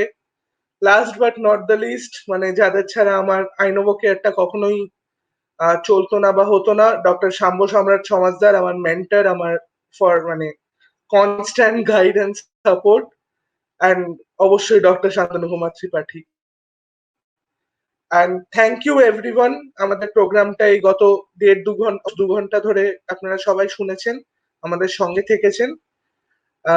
আশা করছি ইন নিয়ার ফিউচার এরকম প্রোগ্রাম নিয়ে আমরা আবার আসতে পারবো। আপনারা আমাদের চ্যানেল আইনোভোকের হেলথ অফ সলিউশনস এ একটু চোখ রাখবেন। আমাদের মেডিকেল এডুকেশন নিয়ে প্রোগ্রাম চলতে থাকে। আমরা দুটো ডিভাইসও ডেভেলপ করছি মেডিকেল সলিউশনস এর, সেটা খুব শিগগিরই আশা করছি সেটা নিয়ে আপনাদের কাছে পৌঁছতে পারবো। আপাতত সবাই ভালো থাকবেন, সুস্থ থাকবেন, যতটা পারবেন অন্যদের এবং নিজেদের খেয়াল রাখবেন। এটা বলেই আজকে প্রোগ্রাম শেষ করছি। অনেক অনেক ধন্যবাদ। Thank you so much. শুভরাত্রি।